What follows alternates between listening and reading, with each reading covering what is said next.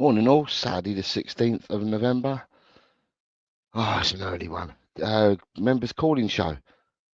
I've put in the link in the community page. I did put it in only about 15 minutes ago, but people were aware that the show was going ahead today. There's no one in the back room at the moment. However, weird show still goes on. If people appear, they're doing. If they didn't, they didn't.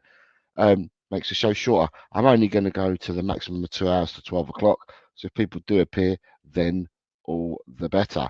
Look who we've got here. We've got Big Up Jose from Finn. Good morning, Finn. And Scott Colliver says, hello, Jose in chat. Do you know what, guys? Nice to see you both. Because I haven't seen you, do you want to play predictions this week? Because if you do, I will take them live off you now whilst we wait for members to come on, if you both want to play. So tell me, Scott and Finn, do you want to play live predictions this week? And if you do, I will put them on right now and get you in. Just let me know. It was International Week this week. I've gone all around the world. I don't know whether you've seen, but I've gone all around the world to get my fixtures, and we had a really good laugh. Scott Colliver says no. Boo to you, Scott. Boo to you. You were in the competition. Finn says yes. Cool, I could have done with both of you playing, but there we go. We'll just have to go with Finn if Scott doesn't want to play. Finn, I need to find you to put you back in the game, because Scott Colliver had started playing this. There is no English games, just to make sure you're aware of this, people. There's no English games, Scottish games, Irish games. There are games from far-flung places in the world, teams that you may never have even heard of. Let me put Finn into the game. Right, so Scott, if you want to play, you're more than welcome to, mate. I'll start with you. This is the first game. The first game of the week is in Algeria. It's Harach versus US Chauya. It's a match that's been played in Algeria today. Don't have to name the teams. Just give me the score. I'll just run through it quickly. It'll be simple. Just put a score in for it. And anyone wants to play, I'll take them live now. And you'll be in the mix. So Harach versus US Chauya.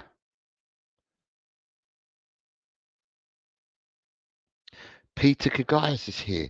Good morning, Peter. Oh, sorry, good evening, Peter. Says hi, all getting ready for work. Thought he'd say hi. Peter, who is a very good guy and one of the members, but unfortunately can't come on because he's at work. Shame, pity, because I quite like having a chat with Peter. But yeah, if anyone wants to come and you're a member, come on, because then you can have your say. We'll talk anything that you want to talk about. I won't guide the discussion. It'll be down to yourselves to talk about. Anyone else that want to play? No? Right. Next game is in Angola, and it's between Bravos do Marquis and CD Lundasol.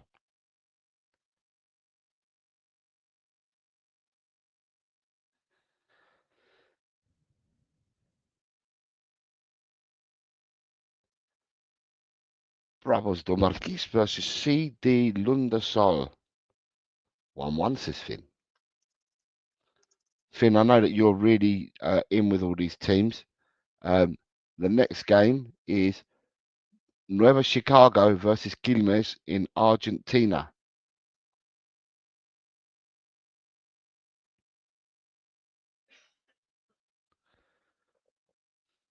Good morning, Niall. How are you, sir? I hope you're really, really well, mate. I hope you're well. Now, do you want to play along? You're more than welcome to do so if you want to as well. Just predict these scores. The more, the merrier, until we get some members on. But yeah, Nueva Chicago versus Quilmes in Argentina is game number 3. Apparently, Ange is gone. Is he really? Is he really? 2-0 to Nueva Chicago, says Finn. And game number 4 takes us to Armenia. And it's between the teams called Adranit and Betonit. Adranit versus Betonit in Armenia.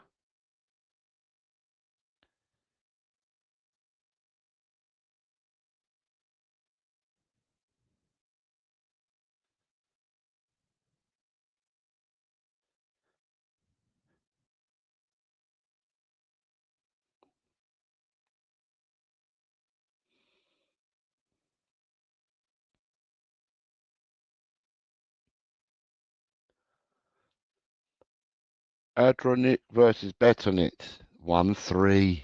Finn's coming in fast with a 1-3.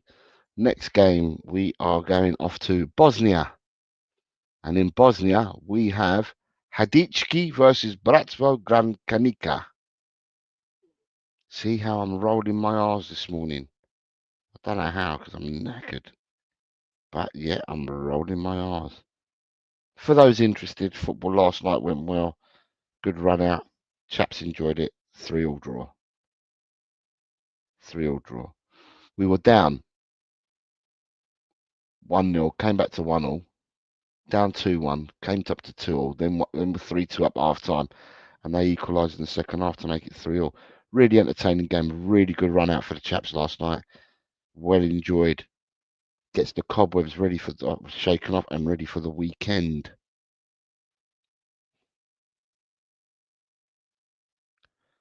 One-0 Hadicki. Right, 1-0 Hadicki. The next game that we fly off to is we fly off to Brazil. We fly off to Brazil, and it's a game between Amazonas and Goiás. Amazonas and Goiás.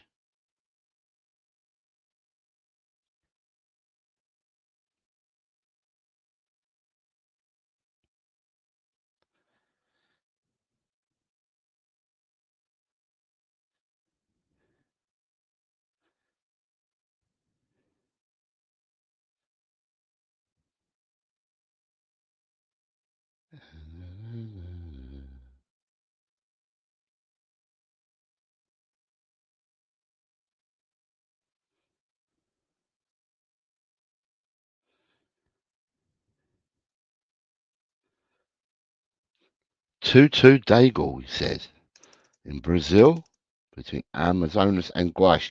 Right, now we're off to Bulgaria for Minjo Pernik versus Prin Blagoevgrad. I haven't made these names up. I had to find these teams. I had to search high and low to find these teams yesterday. So, yeah. Who we got here? Who we got? Who's saying Angie's gone, says Scott Colliver. Yeah, who's saying Angie's gone? I can talk about Angie in a second, Scott. 0-0 for that game. The next game takes us to Costa Rica, and it's between Guantanesca and Punta Arenas. Guantanesca and Punta Arenas.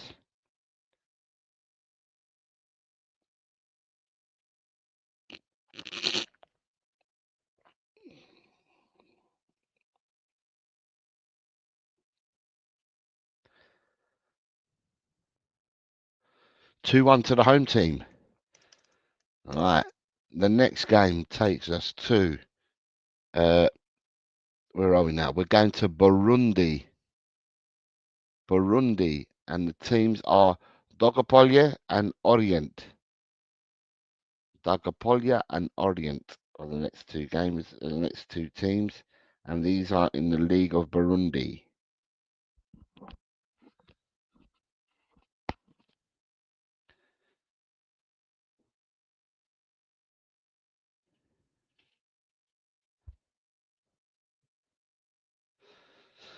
Right, Peter said apparently he has lost Vicario, Doggy, and Romero.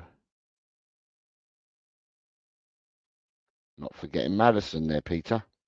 Supposedly. On a tweet that I saw this morning as well. So, Scott, it's been tweeted 2-1 to the Orient. 1-2 then. It's been tweeted this morning. There was a tweet that I saw this morning when I got up that said apparently he's fallen out with 4 players. And the 4 players are 3 of the 4 that are there. And there is Mr. Shemtam. Good morning, Mr. Shemtam, saying the same thing. We're off to Holland, and it's Rinksburg Boys versus Young Sparta Rotterdam. For you, Finn. Shemtam says, good morning, Mr. Bossman Jose. I hope you're well. Haven't heard Angie's gone, but did hear he had a fallout with Vic Benton called Destiny and Herrera. Cool, then I'll have to look at that again because I thought it was Vic Madison Destiny Romero. I didn't realise it was Benton Core. but I might be wrong because it was in the morning when I read this. So, oh, sorry, it was earlier when I read this when I got up, and I am rather tired today. So it could well be that it was Bentoncourt and I misread Bentoncourt for Madison. I'll try and find it. Let me see if I can try and find it, and I'll show you what they've said. 1-2 to Rotterdam. The next game I can't give you, Finn, because it's already finished because it kicked off in New Zealand and the game is finished. So you missed one this week. But after that, we are going off to Poland for Polonia B versus Grodziski M.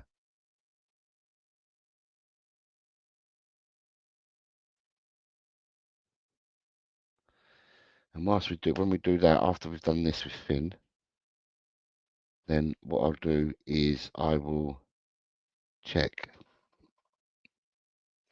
Weird, it's the players that all played in Italy. I'll have a look at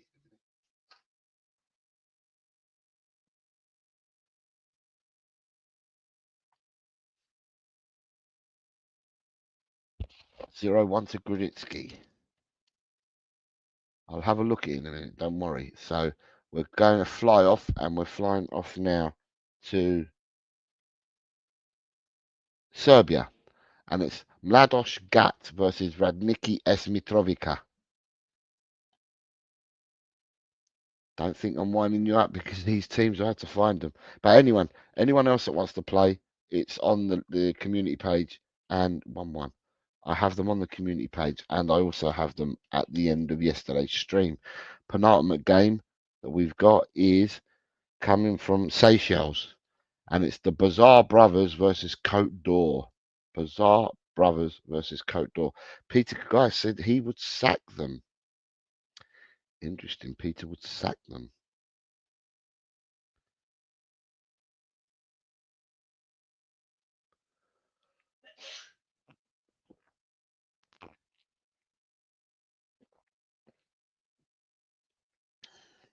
One 0 to 0-1 to the Côte d'Or.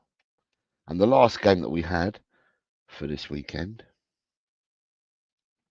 is we're going to Spain, and it's Gijón versus Granada. Gijón versus Granada.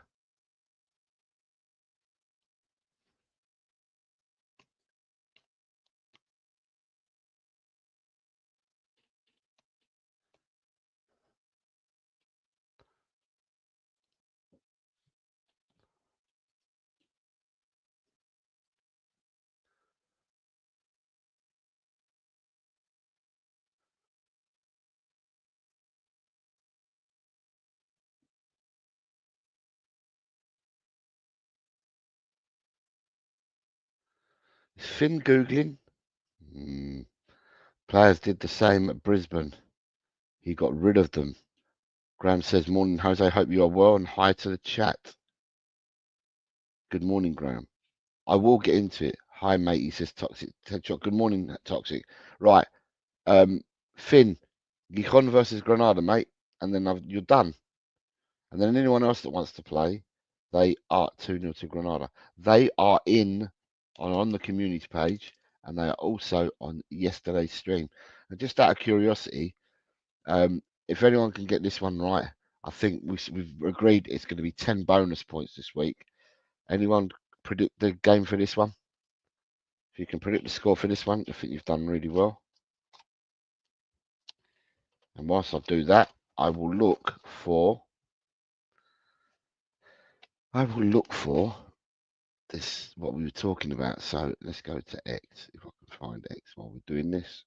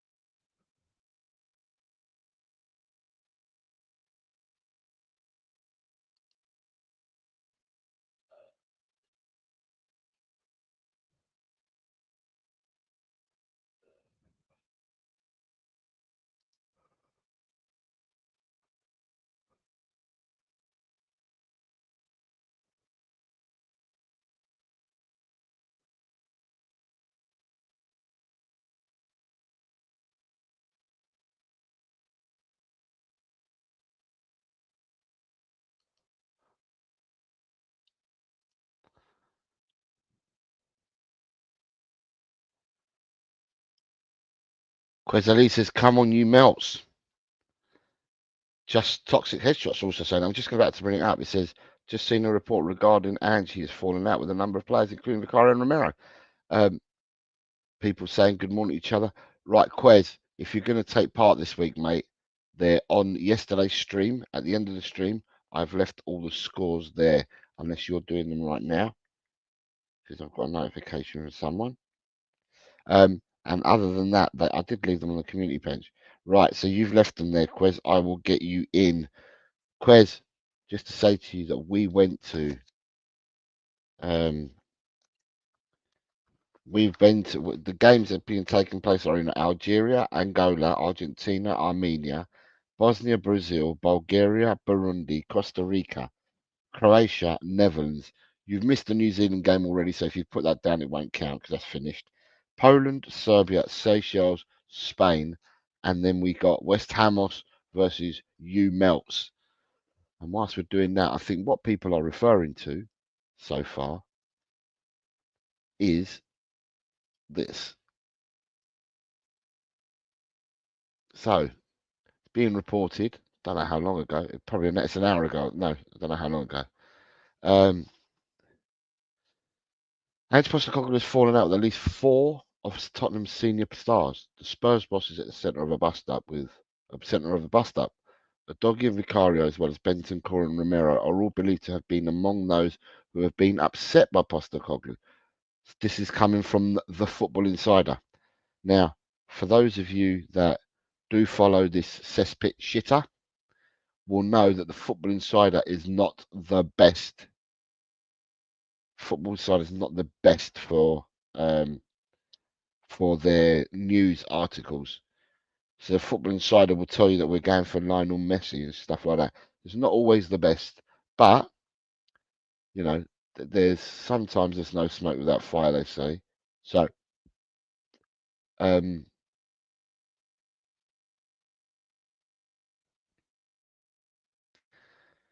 see what's the next thing that's underneath. So, yeah. So that's where it's coming from. It says that he's fallen out with 4 players. So it's not even Maddison. I thought it was Maddison. Maddison was one of the 4, but it's not. They're reporting that Maddison's not one of the 4. The other 4 people are the ones that I've just seen. Is there anything more, Tottenham, that we can see here? Last Word and Spurs are reporting it there. Footy Insider. Again, it's the Footy Insider. I'm not too sure that Footy Insider is the best. I mean, Last Word and Spurs, Chris Cowling, everybody is retweeting what Footy Insider has said. Right? Let's be honest. That's what they're doing. They're all retweeting what Football Insider has said. But this one goes on to say, sources understand he's straight talking in public and behind the scenes has had a negative reaction in the dressing room and has shown the discord at the heart of the team's wild swings in form. To be honest, if that's the truth, if this were true, then we have got such negative footballers, I'm going to say. And the reason why I say that is because Ange has not come out and buried anyone. As far as I'm aware, Ange has not buried anyone in public. So when he's come out, Ange has taken it all and said it's on him, it's on him, it's on him. So, you know, at the end of the day, if he keeps saying it's on him, it's on him, it's on him, then how is he sounding out these players? How is he, you know, how is he, as it's source understanding, straight talking in public and behind the scenes has had a negative reaction? He's not throwing people under the bus, is he? Do you know what I mean? So anyway, it's just that's the news. That's the news that's breaking there, isn't it? So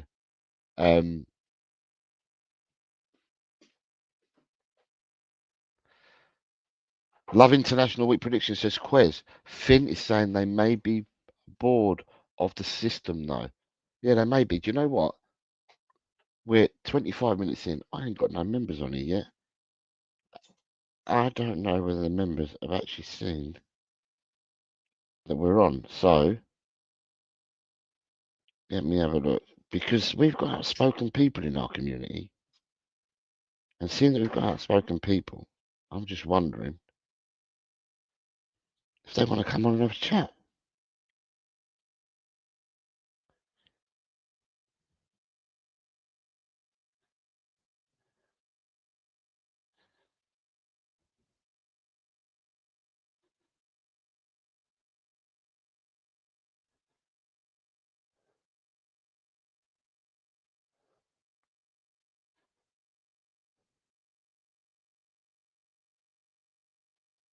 Let's send that.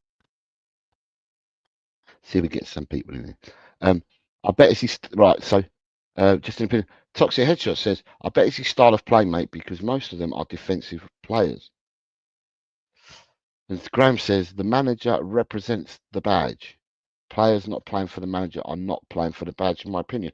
And I don't disagree with it all. Do you know, at the end of the day, I think that behind the scenes, yeah, it's good. If he calls out the players behind the scenes and he has a go at them and that for not playing. In all honesty, right, when we look at, about I'm rather surprised about Vicario because I don't think Vicario has been that bad this season, to be honest. I think he's improved on last year. He's improved in many facets and aspects of his game. When I look at Destiny Udogie, I think Destiny Udogie has looked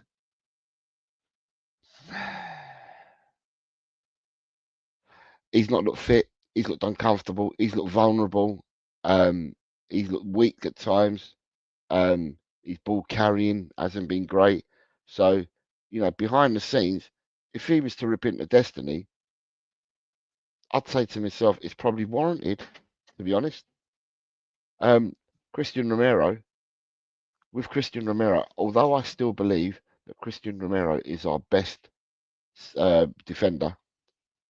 So if I look at all facets of the game, I still believe he's our best defender. But even saying that, most of the goals that we've conceded this year have come from Christian Romero mistakes. Or Christian Romero's been involved. I mean, I'll go back and the Leicester game. Let me go back because I remember these, but I just need to remember them in order.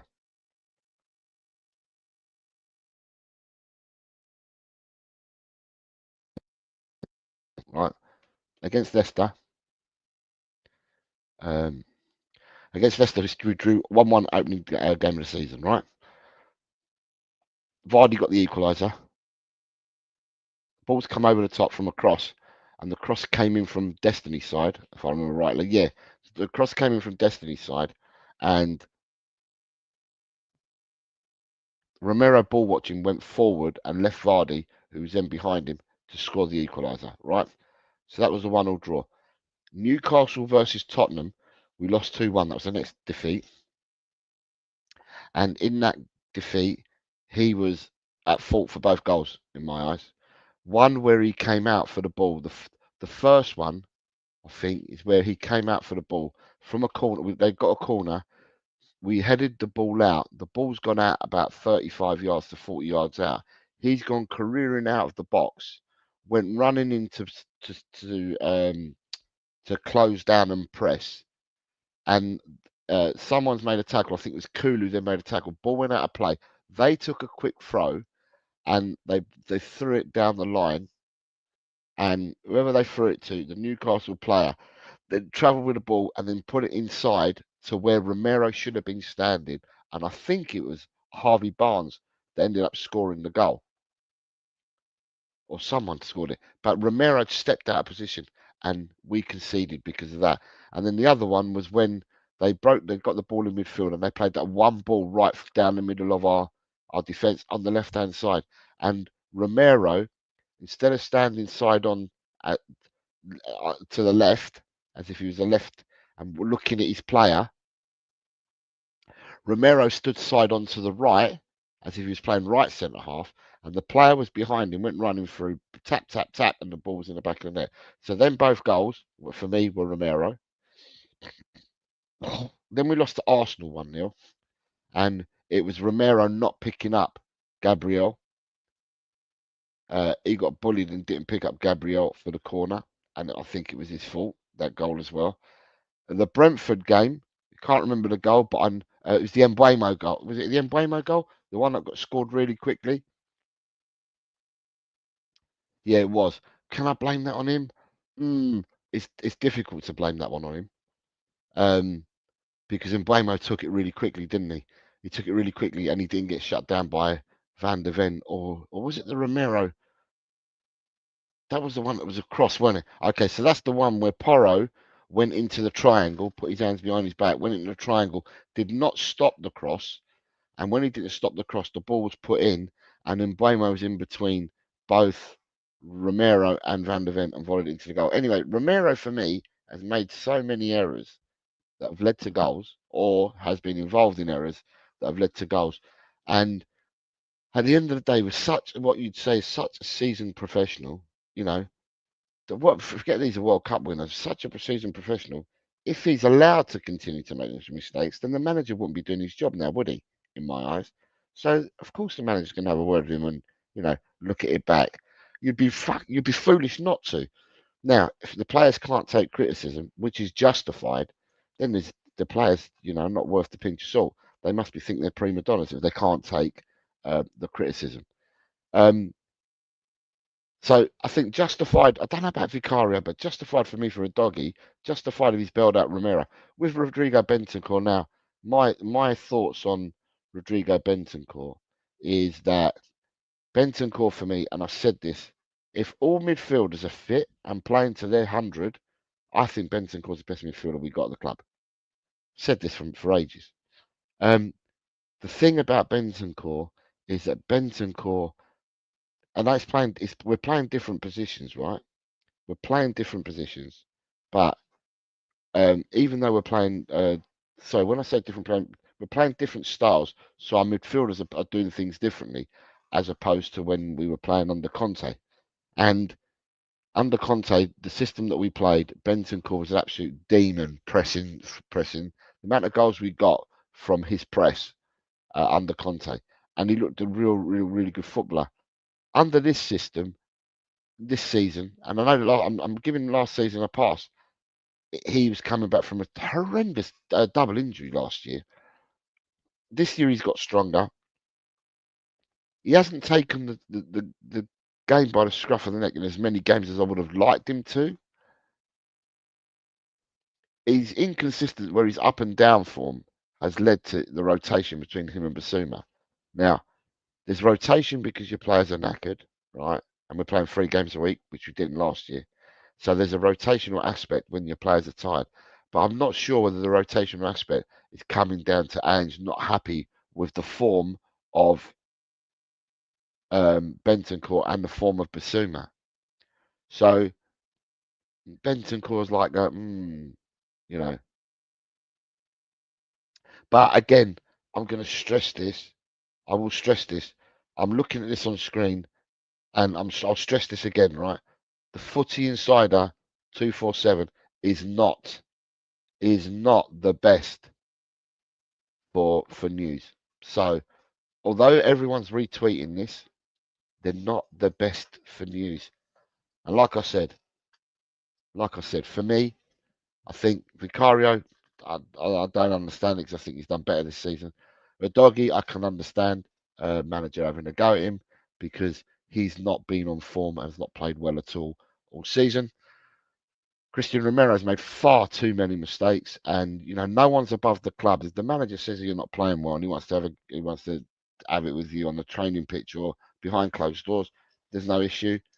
And Bentancur, I think that Bentancur hasn't this season taken games by the scruff of the neck, and therefore, I just think the manager's warranted to have a go at his players behind the scenes. And for one, I'm turning around and saying that he's straight talking in the public, right? And behind the scenes, he can say what he wants, but in the public, he does not. In public, he does not take. He does not hound his players. He doesn't. Doesn't sound them out in public and stuff like that. So, to me, I think behind closed doors, do whatever he wants with his team. If players are playing badly, you've got to let them know they're playing badly. If players are playing well, you've got to let them know they're playing well. So let him go and manage. Just let him go and manage. Right. You've got Quez says that the Vardy goal was Porro, not Romero. Who marks Vardy, Quez? Vardy's a centre forward. He's not being marked by Romero, by Porro. Porro's marking a winger. Now, whether Porro comes in and his winger's not near him, it's Romero's man. Romero left him. It was Romero's man. All the defence shifted near side. Porro was late, but truly a doggy shouldn't have allowed the cross. The thing you'll notice is that Porro, if you watch the games, Porro sticks his arms behind his back, forms a triangle, and doesn't go to block shots. Forms a triangle. Does the old Eric Dyer hand behind your back business. And with what's his name? With a doggy being a left-footed, being a left footer, and being a fullback or a left back or whatever you want to call him, when a bloke is going down to take you on the right hand side, on the right attacking side, if you allow them to cross the ball, if you're going to block the ball from being crossed, you go in with your left foot. Watch a doggy. A doggy goes to tackle with his right foot. He tackles with his right foot. He doesn't go with his left foot. And that's an issue because as a fullback, you should be going with your natural foot to block the opposing foot from coming in. Anyway, I've got some more people here, so I'm going to start your question, Spurs GCT with Graham, and we'll do it. Toxic Headshot says, we know at Tottenham, when the players make a fuss, the manager goes. Brian says, hello, good morning. Good morning. It's really early for you, Brian. Says, there may be trouble ahead. You were saying this last night, Brian. I think you were saying this last night. Brian then says, they might be unreliable, but a broken clock is right twice a day, and there is more than just this happening right now. Big up everyone in the chat, and my brother Jose. I hope you're well. I am, mate. It's early for you. Good morning to you, sir. Toxic Headshot says, this is the Tottenham culture. Ben Kaufman says, morning, everyone. Things are heating up and the player power begins. Good morning, Side Dancer. Sai, I received your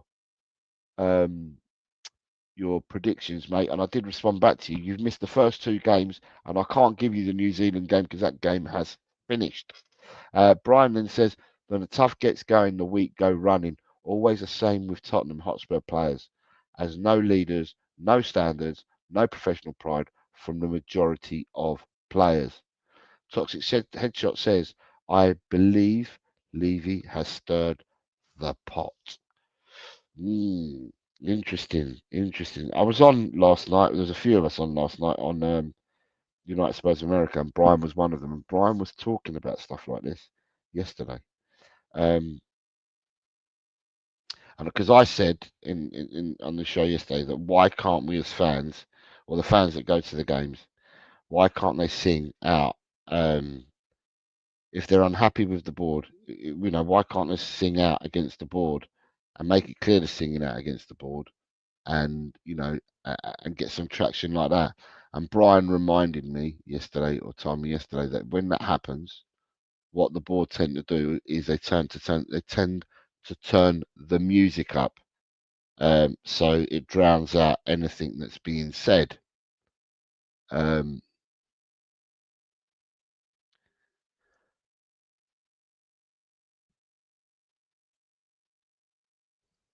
Yeah, they drown it out. So yeah, if you drown out, then the fans, if they're up against the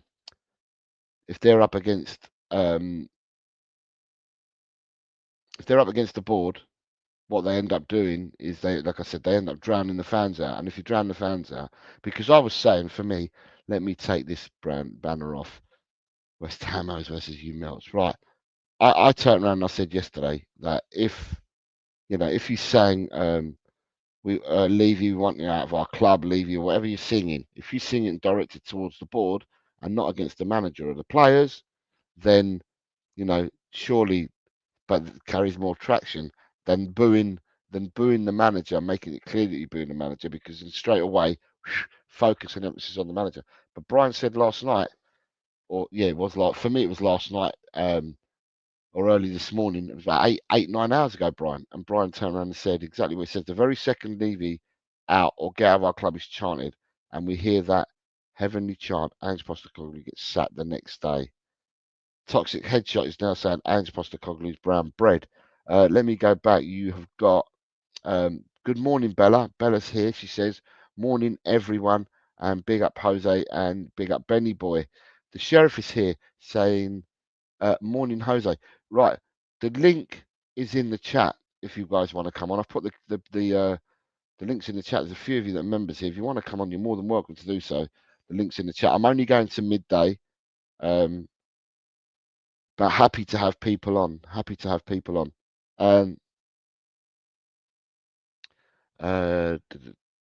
Everyone's saying hello to each other. And then you've got, just the harmless potatoes here saying buenas Jose and saying hello to everybody else. It's interesting. We were talking about this last night, and now it's doing its rounds. It's doing its rounds at the moment. I'm unhappy. I'm very unhappy in the sense that, I mean, I don't know, where do you stand, guys? Because I'm unhappy in the sense that this is being said at the moment. So if I go back, right, let's go back. Let's go back to when Poch was the manager, Jose was the manager, Conte was the manager, right? When these people were the managers at our club, right, and we know that we've got the Amazon stuff as well, people would go running above the manager and they'd be running to Levy, right? And they probably did it under them managers. Do people think that's still happening now? Or do we think that the culture, that he's changed the culture where he stops people from running to Levy or to the board? Because, the falling out, now they're saying that there's been fallouts. It's interesting because James Flower was on the show the other day. And he said that he had it on good authority that the manager had fallen out with 2 players, but he wasn't going to name who they were. Well, now this article saying he's fallen out with 4 players, and them 4 players he's fallen out with don't include Manison. Toxic Headshot says, I believe the culture has not changed. What, Toxic, do you think that when you say the culture hasn't changed, I'm talking about the people running to Levy and stuff like that. Do you think that's the case, Toxic? Do you think that they still are running to Levy and that Levy still has the players? Sorry, that the players still have Levy's ear? Because I thought that was a thing in the past. I don't think I thought that would have been kibosh because some of the people that went running and did that are no longer with the club. So when you had that silly leadership group back in the day, that people would run to Levy. I thought that had been broken up, but everyone's going to have opinions on it. Bella says, honestly, it's hard to say, but I think it's more than 2. Yeah, it could be. It could be. It could be more than 2, Bella. As I said, James Flower said 2. This report that's come out that I've just put up on screen.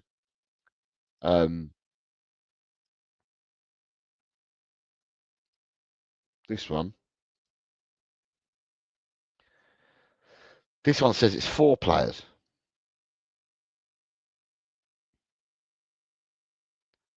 So this says it's phone phones. Just a harmless player says, I don't think a player has Levy's ears anymore, but we got Mason in the dressing room, Levy's eyes and ears. Just a harmless potato coming in raw. He's coming in raw, Mr. Potato. Interesting, Mr. Potato. I mean, that's an interesting one. Look at that. I don't think a player has Levy's ear anymore, but we've got Mason in the dressing room. He's Levy's eyes and ears. Ben Kaufman says, for me, it's very simple. Goalkeepers hate conceding goals. Defenders hate conceding goals. And midfielders need help in the middle of the park.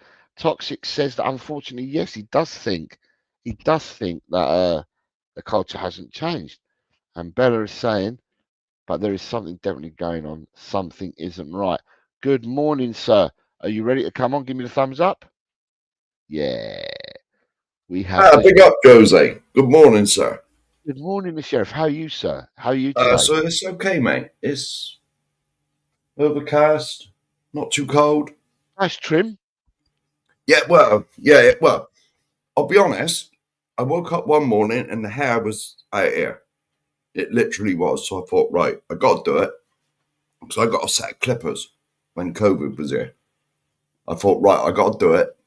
It started as a 3, and I messed that up, and then it slowly got shorter and shorter. Yeah, good. It's nice to see. Jimmy Hotspurs, it says, big up Jose in the chat, just joined. Toxic Headshot says, the form of Romero says it all, and a doggy. And Finn is saying, big up to you, the sheriff. Right, Good morning. You saw the tweet that I put up, didn't you, Mark? No, I don't use Twitter. Okay, so let me put up the tweet because this has just come up. This has just been coming out. It was tweeted by the Footy Insider, and now it's being. Oh yeah. I've seen it.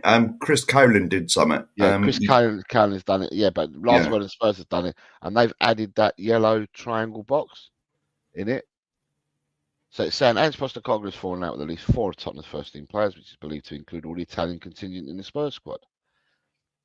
Destiny, Vicario, Bentancur, Romero are believed to be among those who have been upset by Postecoglou. And then it's got that sources understand he's straight talking in public and behind the scenes, has had a negative reaction in the dressing room, and has sown the discord at the heart of the team's wild swings in form.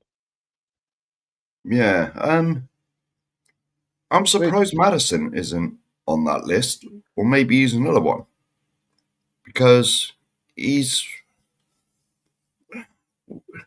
no player wants to sort of sit on the bench today. So, I mean, I could understand them getting petulant and all that, but to throw another manager under the bus is a bit off. I mean, I'm stuck between a rock and a hard place as far as it comes to Poch. I nearly said Poch.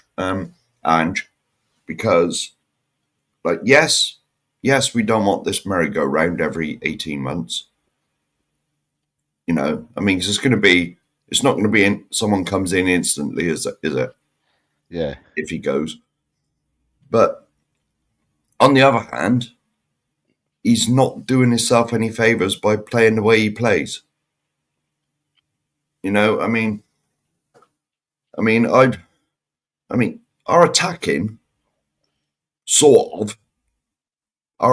intent is very similar to one of the best managers I've seen, which is Poch. Right, it's very similar. You know, we're all about scoring goals, but the difference is, and there's a big but, is when Poch was here, there was a defence as well, and we were solid at the back.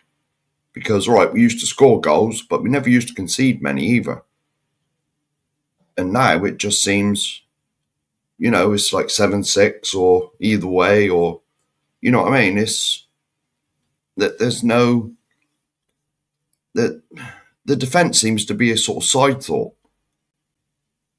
in his system. You know, I don't want like, you know, this merry-go-round of the manager again, but it looks like it's coming to it. And it's like Brian put in the comments like a while ago, as soon as Levy Out is heard in that ground, no matter how loud they turn the music up at the end of the game if we've lost, because they do that. You know, if we lose, then the music's on full blast, and so no one can hear all the booing. But as soon as Levy Out is sung, like it was with Nuno, he was gone the next day. You know, I mean, that's the way it's always been. You know, as soon as... Sorry, so Ben's saying, Ange, whether you support him or not, never managed elite level egos. This is the first job at the top level, and it's showing how he's conducting himself. Jimmy Hotspur says, Ange is looking for a way out for me. Seen all this many times before, in my opinion. Bella is saying, Ange is fed up as well. He has changed his attitude with press conferences. Ben says, Ange has fallen out with Maddison. So that's 6 starting players he's fallen out with. I don't know how we get to the 6th one. I must have missed the 5th because there's 4 in that report. Maddison makes 5, so I must have missed the 6th one. Bella says he looks frustrated. And Inner Hype says, "Whoops, sorry, there we go." Inner Hype says it's no excuse for ball watching at key moments. It goes against the philosophy of never stopping. I think Inner Hype's referring to Romero. Inner Yeah. Hype, can I just say to you, mate, that on the community page and on yesterday's stream, I've left the fixtures for this international weekend because they're from all over the world. So if you want to enter, then yeah, please do so. That's where they are. Just a harmless potato says, um, a bit late, had to take a call. I don't think it's these four players. They were pictured in an article Jose showed. And Ben Kaufman says, that's five then, I can't count. Got a question here. We'll just answer this question because Graham did post a question and I'll throw it to you first because you're the first member to come on, mate. Graham says, hypothetical. If Romero was sold in January, would it show the others that no one is bigger than the club? Interested on your thoughts.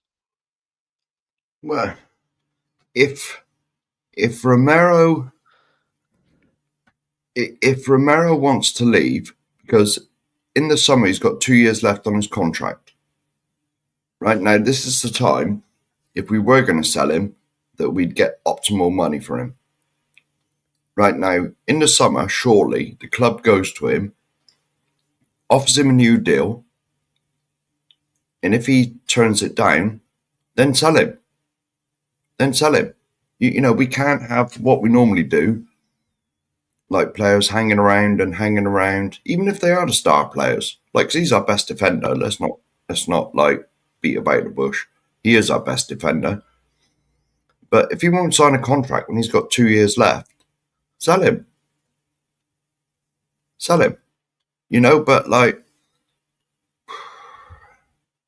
I honestly don't know. I mean, the club, it goes from this club just goes from one disaster to the next one. There's never a dull day supporting Tottenham. You know, Yeah, even when you think things are rosy, there's normally someone that pokes his head in just around the corner. yeah. For me, Graham. In all honesty, you know the answer already to this. I think we all know the answer to this already. No player is bigger than the club itself. No. And I'm talking, and I'm straight talking here, just to us people, because we are supporters and fans of the club. So everybody in the chat, Mark here and me, we all know that no player is bigger than the club, right? The board probably see that no player is bigger than the club, but the board see the pound notes, they see the dollar Yeah. sign. So if a player can be sold, we know this because it happened. It's happened in the past. If a player can be sold at a profit, Tottenham will sell that player because that player will go to another club, and invariably, it's not nice to hear, but invariably, a lot of the players that have left us have gone on to win things from leaving Tottenham Hotspur.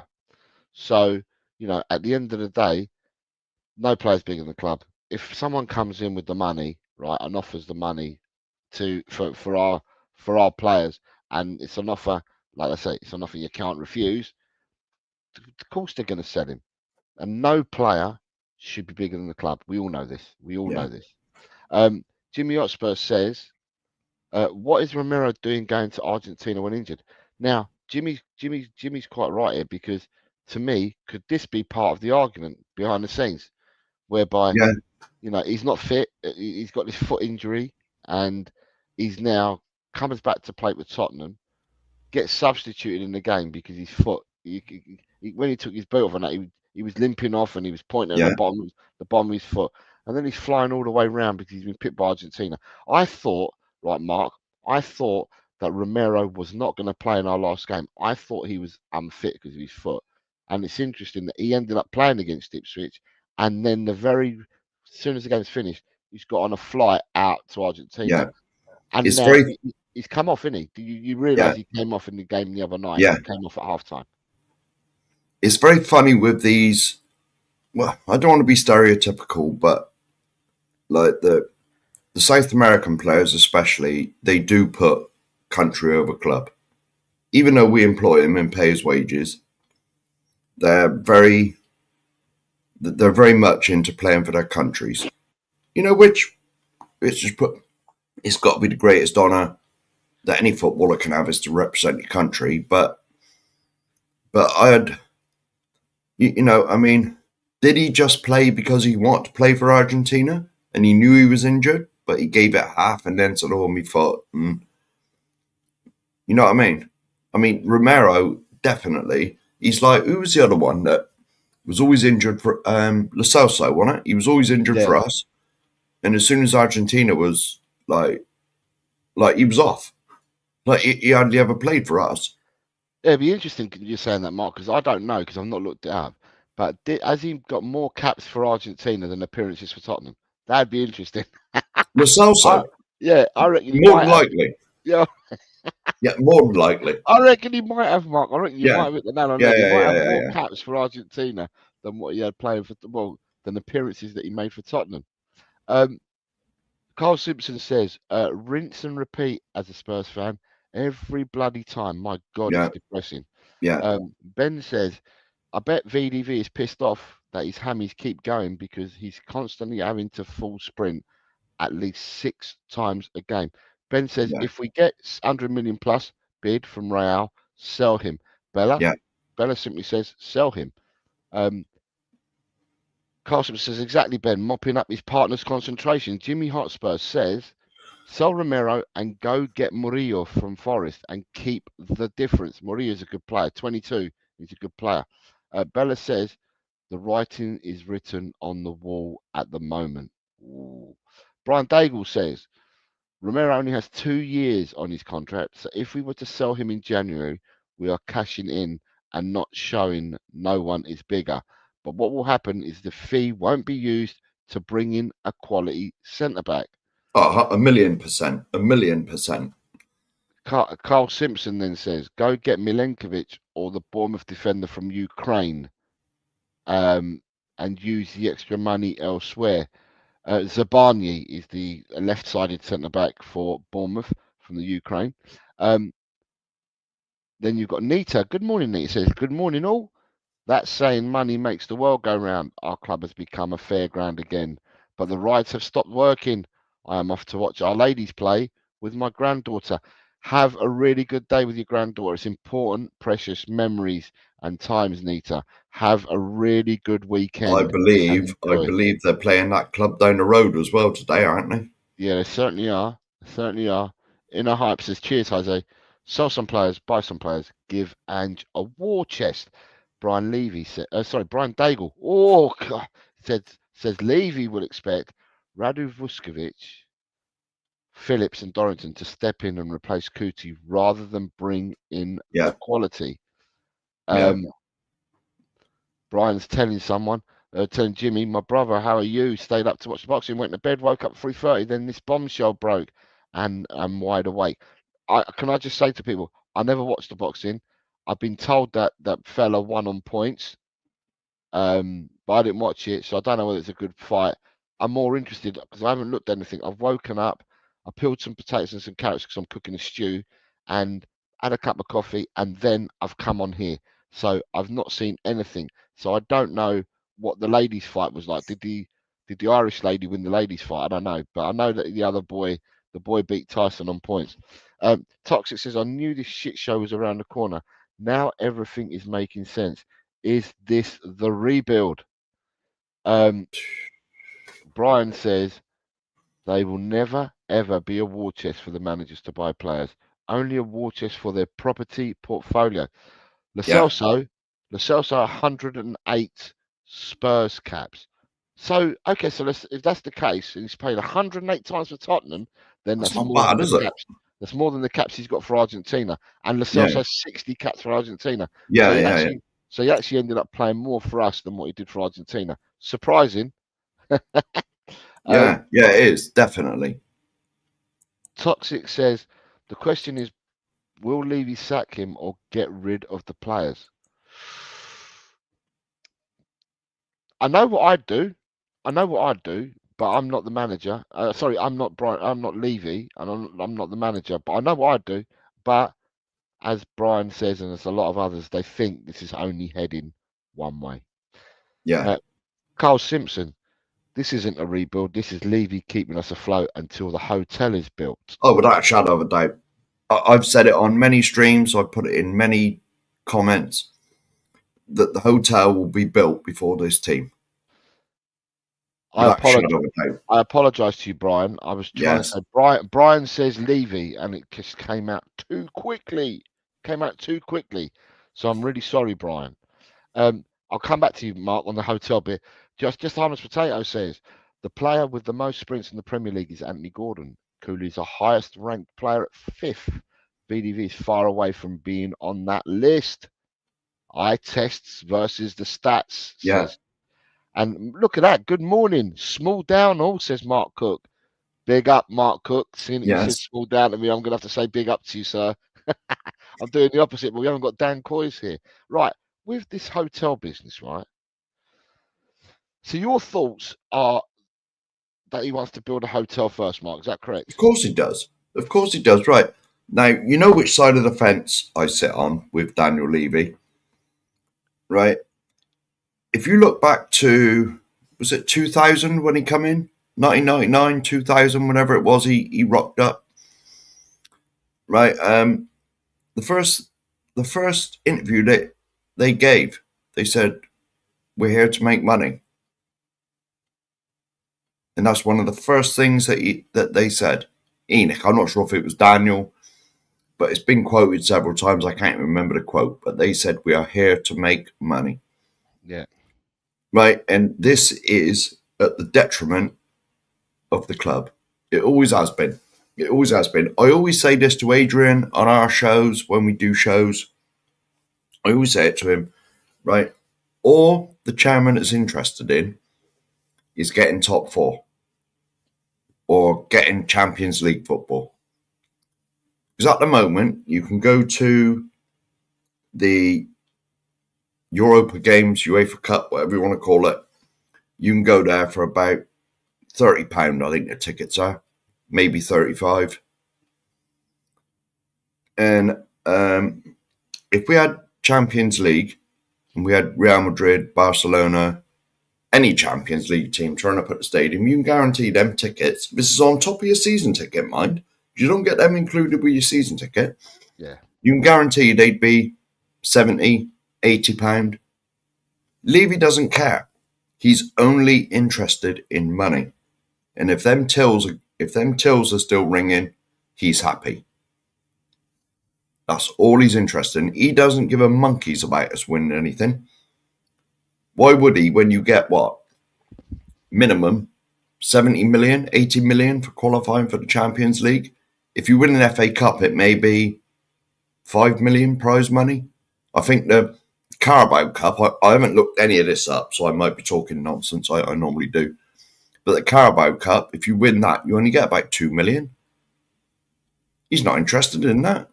I think someone said last night on United Spurs America when we were all on there.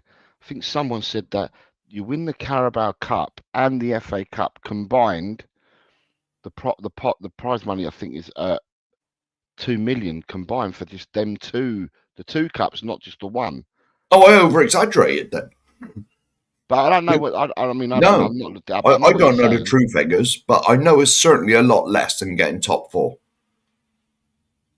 Because if you qualify for the Champions League with your top 4 finish, just being in the Champions League, you ain't got to win it. You're guaranteed about, it's at least sort of 50, 60 upwards million. Yeah, you know? I know that finishing one place higher, I think the start of pot is something like 50 million for finishing 20th in the Premier League, something like that. And then it goes up 3.25 million for every place further up you finish. Yeah. So, is it? Yeah, I think. I wasn't on about that. I was just on about qualifying for the Champions League. Yeah. But if you, I think it's something like 3.25 million, or it was something along them lines. So yeah. The bottom is 50 million. Then you get 53.25, 56 and a half, 59.75, and it goes up every 3.25 million or something for every place that you finish higher up in the league. 3.25. So therefore, times 15. So therefore, if Tottenham finished 8th, as opposed to, if Tottenham finished 8th against 5th, Well, even eighth is going to be like even eighth is going to be something like 80 million. Yeah, but if you finish eighth and you finish fifth, there's a difference of eighth, seventh, sixth, fifth. So Well, it's about 10 million, isn't it? There's 4 places. So well, yeah, it's 12 million then. It's 13 million. 13 million difference. So therefore, when people talk about the Levy and the board wanting the top 4, it not only does it get you in Europe, so it guarantees you revenue the following year, but it's the placement in the league is getting you more money. Yeah. Than finishing, so it's the higher you place. So for them, yeah, if it's all about the balance sheet for the club, well, it is.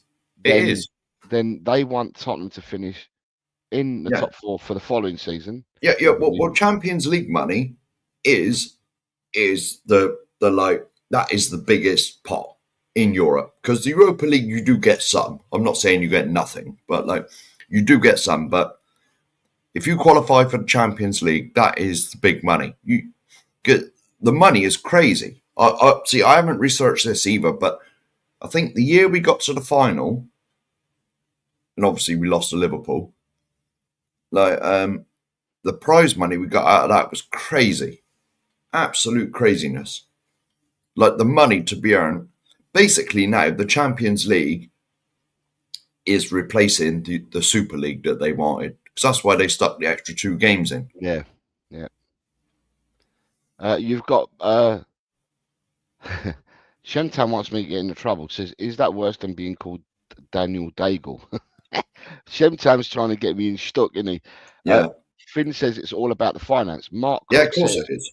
Mark Cook says, Jose Mark, I'm in sunny Benidorm. Been to the fiestas and now I'm a MotoGP tomorrow in Barcelona.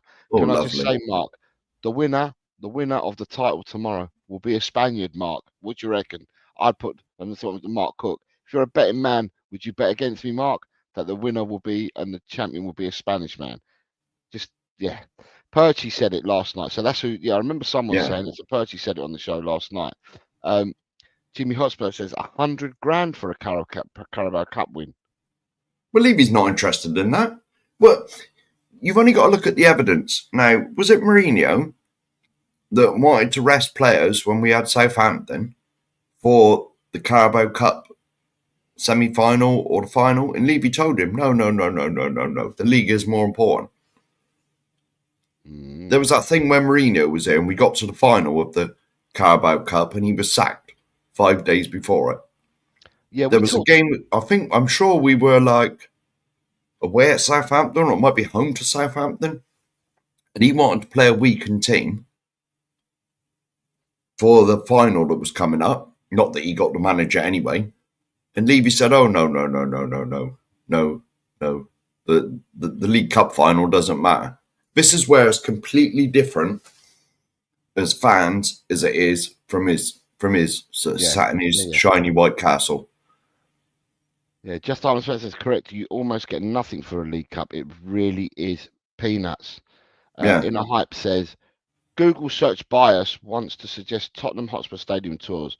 That's a sign it's all about gifting cash off the fans. Yeah, of course it is. Just a harmless potato says FA Cup prize money is a bit higher, but nothing compared to European Cups. Yeah. And then says you can earn 100 million plus in the Champions League. In a Hype, Celtic won a game in the Champions League and got 3.6 million, not including the match day. There we revenue. Go. Yeah. And the further you progress in that competition, the more your prize money goes up. I think when we got to the final in 2019, our incomings from the Champions League was way over 100 million. It was up around 150 million pounds or euros, or it's the same thing anyway, more or less. And then we have Leo, 4 a.m. here. Much love, my homies. Good morning. It seems to be that we've got people from other side of the pond up early this morning. Is it because they all watched the boxing? I'm not sure. Or is it because you've had a bad night's sleep? But it's very early for you guys out on the other side of the Atlantic. Shemcham says it isn't it only 100k if you get for winning the Carabao. How much does the league make from the entire tournament? I'm guessing much more than 100k. I'm not sure the Premier League run the FA Cup, the Carabao. I thought it might have been the FA that ran both the cup competitions. I thought the Premier League are their own entity and just run the Premier League. I thought the cups were run by the FA, but I might be wrong, Shentan. Yeah, no, it's right because it's the League Cup, isn't it? And that's run by like the league, isn't it? I didn't think it was run by the FA, by the Premier. I thought it was No, run by the FA. no, definitely not. Mark Cook says, Jose, absolutely, Jorge for the title, said it all season. I know people that have bet on him, and I thought that his odds would be really, really short or a lot shorter than what they are. But it seems to be that the title odds that they've taken at the start of the season were really good. I think they got something like 5-2 on him. So yeah, I've got people that are all into this, and they drive bikes and they go out for drives at the weekend and all sorts on their super bikes. In a hype says that's where the cash is, and you get a fee per goal, which should be reflected in recruitment. Question is whether the recruitment part improves. And Bella's saying, interesting if Ange gets to the same position and doesn't get the sack. Last night, I'm going to ask you, Mark, because obviously you will remember the time, and you actually touched upon it a minute ago, right? And I'll ask the people in the chat. Mile High Hotspur, Leo saying rumours and fell out 4 players. You're buying into that news? We've discussed this already, mate. We've discussed that, Leo. Just for you, Leo, just to show you, that's the story. My take on the story, Leo, is that Footy Insider 247 isn't the best source, but everybody is retweeting a lot of this. Yeah. Last Word and Spurs have retweeted the last part with the yellow exclamation mark, but the rest of it is being retweeted by a lot of different people, including Chris Callan and people like that. But this last bit has only been retweeted by Last Word on Spurs. At the end of the day, Leo, my thoughts I said earlier is Destiny a doggy doesn't surprise me if Ange has had a go at him behind the scenes, because Destiny has not been on form all season. Vicario, I'm surprised about, because I think Vicario's improved on last season. Christian Romero, for me, has made mistakes this season, and quite a few of them that have led to us leaking goals, and therefore no player is bigger than the club. So if Ange has had has ripped into Christian Romero behind the scenes, I think it's valid for doing that. And Rodrigo Bentancur, for him, I'm not too sure about Rodrigo Bentancur, because Bentancur, as I kept saying and I said before, for me, Leo, is the best midfielder we have at our club if everyone's playing at 100%. But the fact that we keep rotating Bentancur and Bissouma, is that because we're playing 3 games a week, or is that because Ange is not happy with the performances that some of them are putting in? If you take this as a real story and you add Maddison into the mix, where people are saying that he's fallen at Maddison as well, that would be 5 players.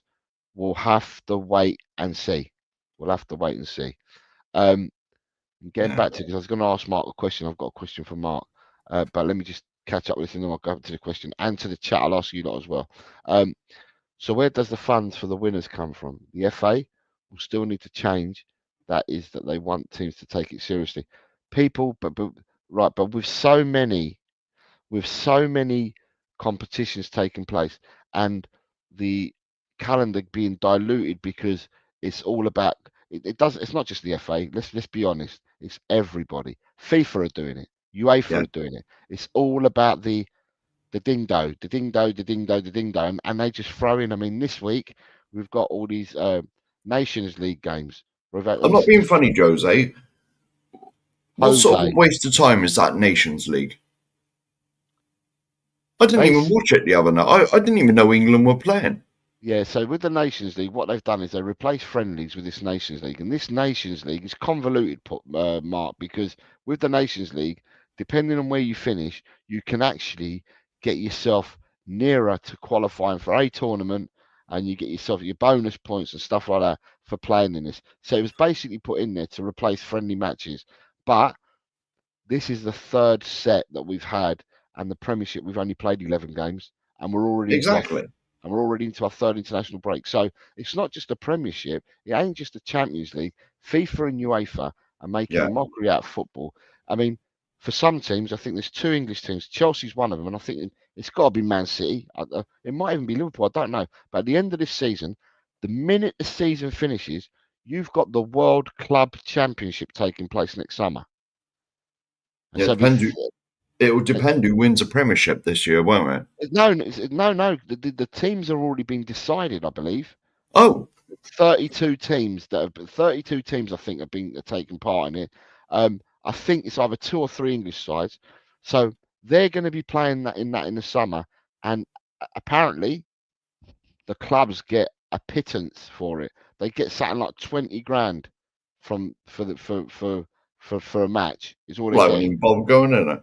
That's what some teams have said. Some teams have said, that we'll send out our kids. We won't send out our first team or second team. We'll just send out our kids. So to make a mockery of the competition. Now, whoever is leading this competition has tried to strong arm these teams into not doing that. So it remains to be seen. But that means that some of these teams will be playing football all year round.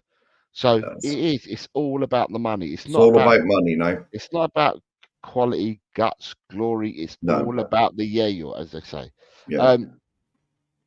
Then you've got Ange fell out. Yep, you saw Chris Cullen's post. Just honest says Bentancur really did look like he's fallen out with Ange. He's the only one showing. Bentancur really did look like he's fallen out with Ange. He's the only one showing some passion versus Ipswich. Shemtam says, Jose and the Sheriff, do you think that Spurs have any chance of beating the Arsenal in the WSL today? I don't know who's at home and who's away, but Arsenal. I'll look it up. I'll look it up now. All right. George Kadaris, good morning, sir. Says 4th most profitable sports team in the world, and that's where they're to show for it. Levy out, says George. Just to highlight says Romero is an issue in my opinion. He wants out. That's not all on Ange. It's more about the club. Leo says I want Ange to work out. Leo, we were on a show last night. And I'm going to come back to this. We were on United Spurs of America. There was loads of people on United Spurs of America. You had Staffy for TV on the Sports Menu. You had Ladmus Prime, who supports Chelsea. You had Mark Dias, I think his name was, who supports Liverpool. So you had Omar YouTube. I don't know who Omar supports, but it's another team. And then you had loads of Tottenham people on there.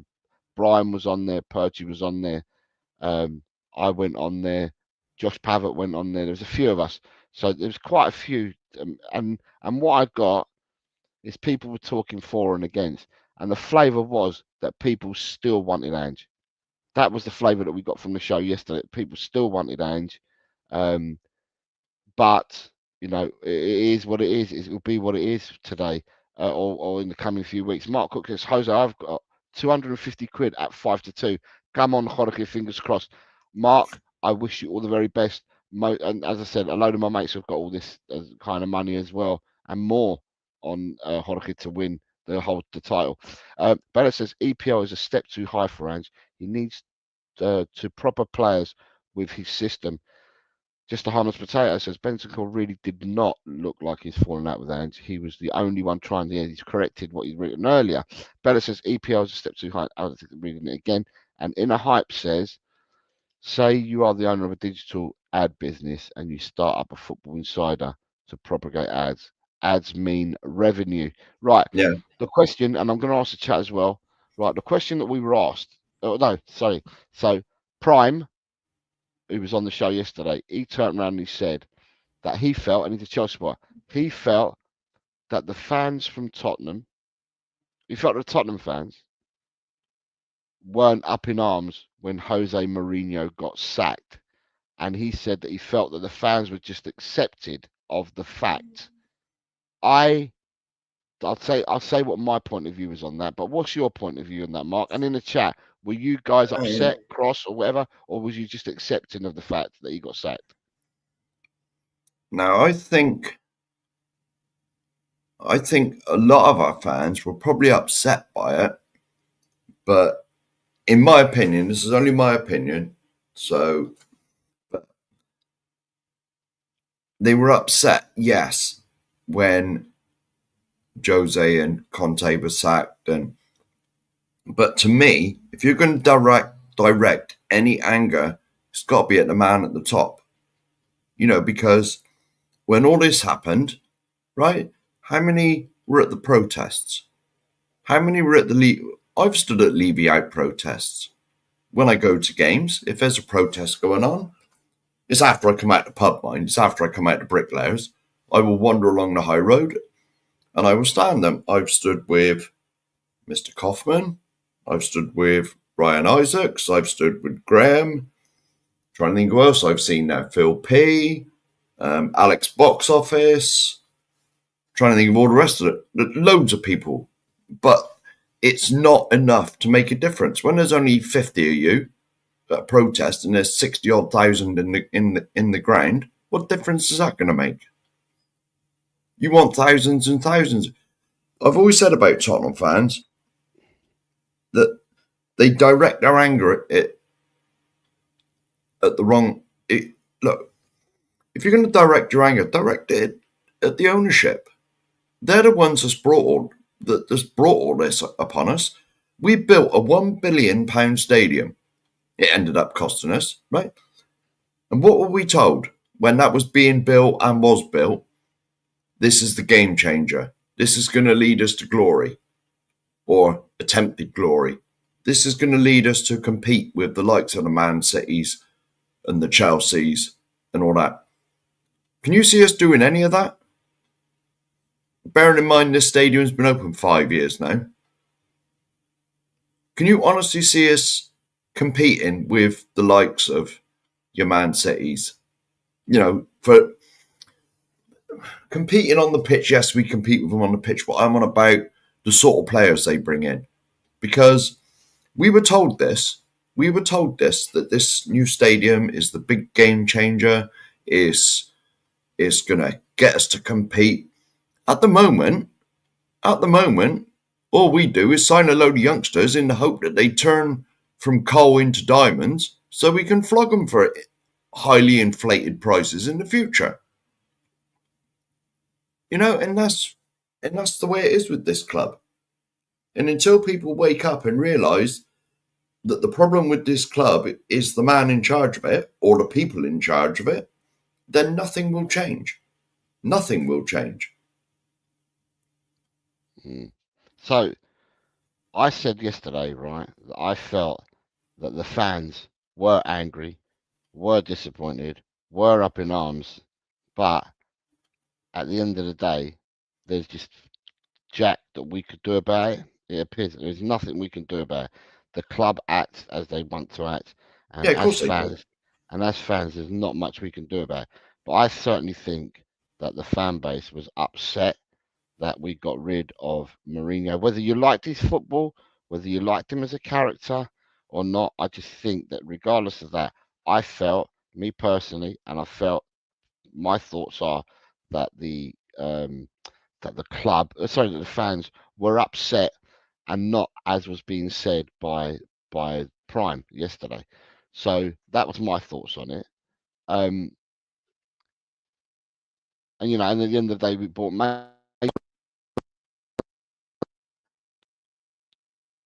got rid of Mourinho. One, I was upset for that, and two, I just thought, you know, no plan whatsoever, no plan that Mason came in.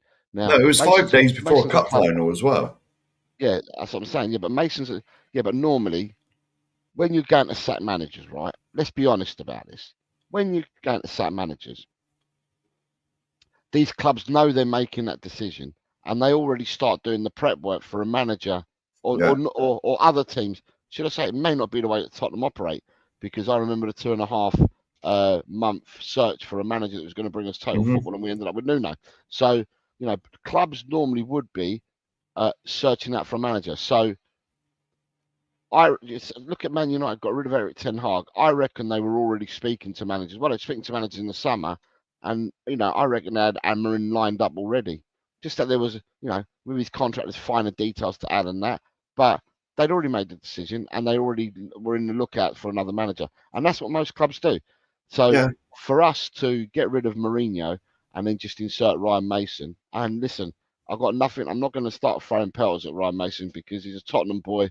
He's come through Tottenham, you know, and he's helped out in all the positions and that. It's poor decision making from the top. Can't all put everything onto Ryan Mason because he was put in that position. He was asked to do that. So it's the decision making from the top. But I felt that Tottenham fans were up in arms, unlike what Prime had said. He felt outside of looking in, the fans didn't care and didn't, fuffle about No, us getting rid of there Mourinho. was certainly a big uproar when Jose got sacked, and it was 5 days before a final. Now, we had probably been starved of success by then for about what I know is 16 years now. What was it then? Probably 12 years. It was only 3 or 4 years ago, wasn't it? Yeah. So you're probably talking 12, 13 years that we hadn't won nothing, and it was bad then. It's getting 16 years now. In 4 more years, it'd be 2 decades. Brian says the biggest numbers we've had opposite the club shop has been 250. So many match day game fans say they'll turn up and join us, but they never do. Yeah. Mark Cook says, "Gotta love you and leave you now, lads. Have a great day. Speak soon. Take care, Mark. Enjoy your holiday. Enjoy the MotoGP." Shemtan says the protest test outside really doesn't really work with so few people, but when they took it into the stadium with the flags, scarves, and especially the balloons, that made Levy squirm. It certainly did. And Just Arms Protector says we were all upset, but I've never seen a manager get reinstated because of a protest. The Levy-Jose relationship was beyond repair. Interesting. So the other thing I was going to say, it's not the best news. Well, can I say it's not the best news to wake up to for me this morning, seeing that. But last night, I heard Mr. Daigle's dulcet tones on screen and saw him face on screen as well. And Brian was saying that he was anging. He wants a manager to work. He wants us to go opposite of what the board keep doing all the time and give the manager time and stuff like that. But he did say at the end of his, he caveated it by saying, "I can't see him being any longer than 8 weeks." No, and that was Brian talking yesterday. And then all of a sudden, this news has broken out. So yeah, I mean, to me, even though this news has broken out, and it's not 100% in the sense of if you look at the percentage strike rate from Footy Insider 247, it's not that great in the news articles they come out with. But regardless of that, it's out there at the moment. It's going to sow a seed in people's minds now. I don't know how much his PR team go into the media and whatever, but it's going to sow seeds in people's minds. And I'm just hopeful, and I really am hopeful. Obviously, I want my team to improve on the pitch, Mark. I want my team to get results. I want my team to get results. But what I want above all is for our club to actually back a manager. Now, I heard another Tottenham channel the other day is making a comeback a couple of days ago, and I heard the chap turn around and say that he felt that whoever was going to come in after Conte was always going to fail, because he said that Conte played one style of football and Tottenham want to do is to there, and they want to play attacking football, Tottenham and stuff like that. So whoever came in, he felt that whoever came in, just happens to be Ange, but it doesn't matter who it was. He said he felt that whoever came in would be swinging from one side. So you're coming all the way from the right, all the way to the left. Oh, that's what we've done. We've gone all the way from the right. I'll tell you what gets me, Jose, as well, is that now Conte is gone, and most of these players that are here now were bought for him, right? We've got the ideal team to play the Conte football with the 3 at the back, like Paro and Udogi. They're not fullbacks, they're wing-backs. They were bought as wing-backs for the Conte system, right? We've got the ideal team, or certainly the back line. We've got the ideal back line because if you remember when Conte was here, we had the likes of bloody Sanchez and Dyer and that still here. Yeah. Conte would have killed the Mickey van der Ven and Dragusin and, well, Romero was all here, but he would have killed them two. And Udogi and Romero. Poro, sorry. Like, it seems to me that we've got all the players for the Conte system, but we sacked him. Yeah. You know what I mean?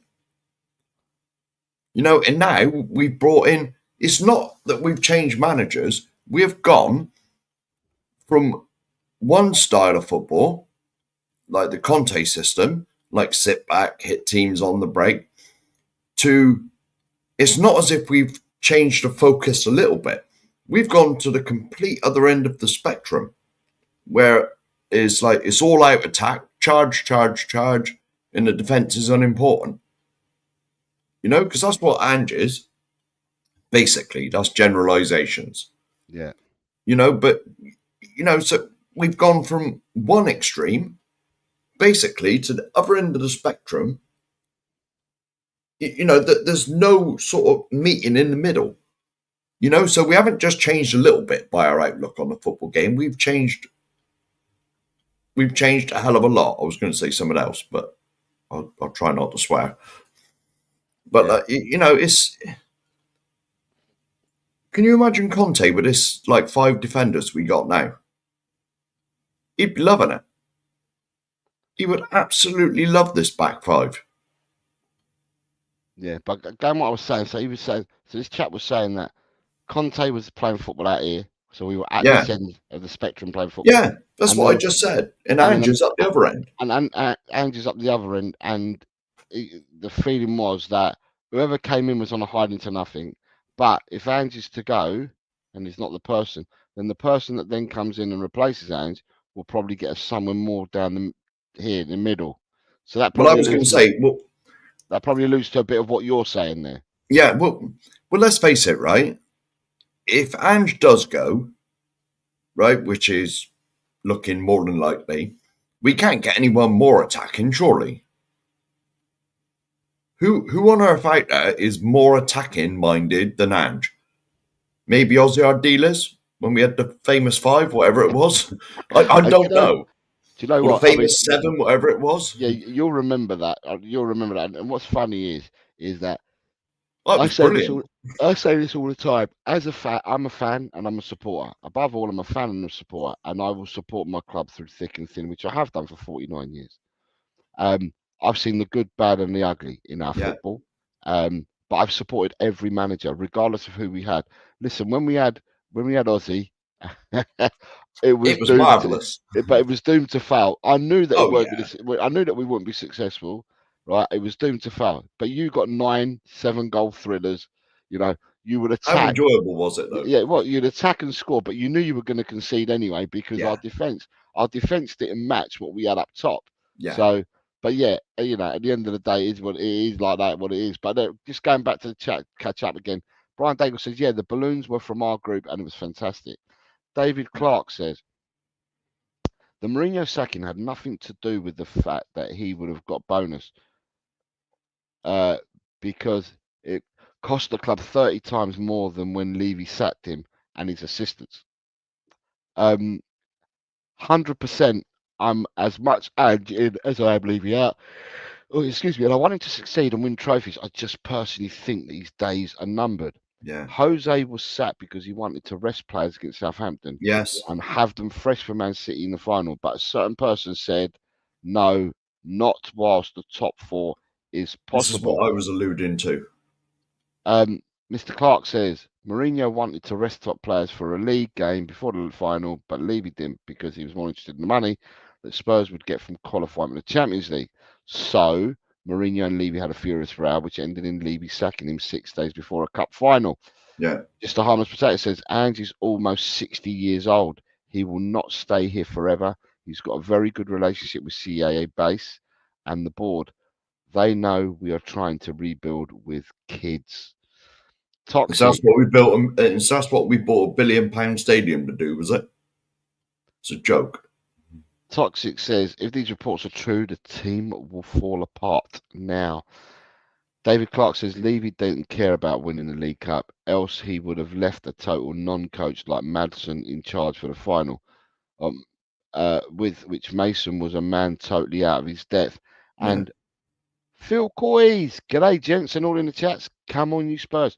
Phil Coys, our Phil from Shropshire. Our Phil from Shropshire, who predictions last week absolutely smashed it, Phil.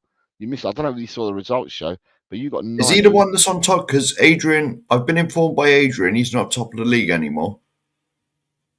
What?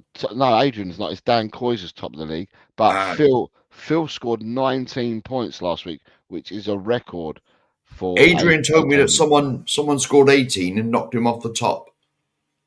No, yeah, Dan Coyne's got 18. Yeah, but yeah, Phil's got the record. Phil's got 19 game points in a week. Phil, don't know whether you're interested, mate, but on the community page and on yesterday's stream, I've actually posted the fixtures for this weekend. And if you want to take part, you're going to have to get in early because some of the games may have started because I've gone worldwide.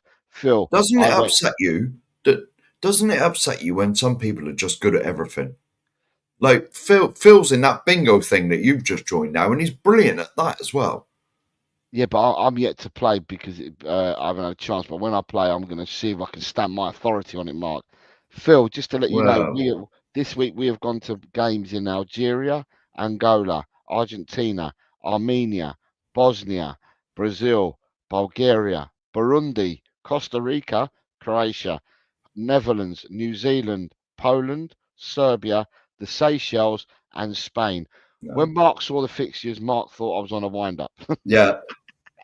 I swear you just made half of them names up. Oh, yeah. It took me ages to find them all, I tell you. And he says, did I? Yes, you did, Phil. And then you've got, just Arms Protect, says, fourth most profitable sports club in the world. That's Levy's Trophy. Yeah. That is what he built the stadium for. And look at that. Right. Dan Coy says, big up. Small down to you, Daniel. I heard my name. This is the person that you were referring to that Adrian told you about. Yes, because Adrian was top of it. Because I'm still top of the online one, but I'm clinging on with my fingernails at the moment because Graham's caught me up. The online predictor one, Predictor Prem, it's close because you get 5 points for a correct score. So that changes like the. That's going to change like the wind. Daniel. Well, I've changed my tactics now. What I'm going to do is wait for Graham to make his predictions, then just copy all of his. But you can't see his predictions, though. No, I know you can't. You're not allowed to. Believe you me, right? Hold on, Mark. If he does this, because some people do the same predictions in my predictions on a Friday as they're doing the Predict the Prem. So if you were at the show, you would be able to see what Graham is selecting. Yes. Tactical knowledge. I'm not even sure if he's still in the chat, but I was 8 points ahead of the online one, but now that's slowly gone. But a stupid thing I'd done, I put Tottenham down to beat Ipswich 5-1. Yeah. Phil Coy's and Dan Coy's. I don't know whether you've woken up and and seen this. David Shear, good evening to you, David. I hope you're well, sir. I don't know whether Paul G says, afternoon, Jose, Sheriff, and the chat. Paul G, I'm missing the last two fixtures from you, mate. So if you want to look on the community page or if you want to look on yesterday's stream, I've left all the fixtures there. But Paul G, I haven't seen Cobber for ages in the chat. But you're missing 2 games. Can I just say, I don't know, gentlemen, you just joined us just now. And what we're talking about, what we were discussing today was the breaking news that's come out. It's come out from Footy Insider 247, which I believe is not the most reliable, but there's never no smoke without fire. And this is the news that we've all broken up to this morning. It says, just in, Ange Postecoglou has fallen out with at least 4 Tottenham first-team players, which is believed to include the Italian contingent in the Spurs squad, Italy internationals Destiny Udogie and Guillermo Vicario, as well as ex-Serie A stars Rodrigo Bentancur and Christian Romero, are believed to be among those who have been upset by Postecoglou. Then it goes on to say, sources understand his straight talking in public and behind the scenes has had a negative reaction in the dressing room and has sown the discord at the heart of the team's wild swings in form. That was the news that we all woke up to this morning, and in this members show, that is what's dominated it at the start. You have got Phil Coysey says, just woke up from a night shift. Daniel Coy says, I'm at work, mate. David Shear says, geez, you're a big unit, Phil. I know who got the Parsons nose in your house growing up. Cobber, take the piss. before I left the chat last night, as I said, please do 2-1 for both. No worries at all. I will do that. So yeah, that's the news that we all woke up to this morning, Yeah. and that's what we were discussing earlier. I don't know if you've got. I mean, in all fairness, Jose, it could be just a load of nonsense. But generally, there's no smoke without fire, is there? Yeah, that's what I'm saying. It's just, I'm not happy with the news, but it is what it is. Can I just say to you, Paul G, if you're here, right? The first game of the weekend is finished, and it was between Kashmir Technicals and Eastern Suburbs in New Zealand. So that it was a 10 o'clock kickoff. Sorry, I think it was a 10 o'clock or a 2 o'clock kickoff or whatever it was. But whatever the game was, it's already finished. It was a 1-0 victory for Kashmir, and the only person to correctly predict the 1-0 victory was you, Paul G. So you're the only one that you've kicked off with a green with 3 points straight away. There's quite a few people that had the home win, so people have scored points, but people had draws and the away win. But yeah, the first result is already in. And so people, it's interesting because somebody sent me their fixtures this morning just before I was going to come live on this show, and they put the correct scoring for this game, and I had to say I can't accept that because the game's already finished. So some people went searching the results or Googled it and knew that the game had finished, but I couldn't accept your result. So yeah, that's the news that we've all woken up to. The general feeling seems to be we've been here before. Yeah. That seems to be the general feeling, is we've been here before. The general feeling it's what the club does. The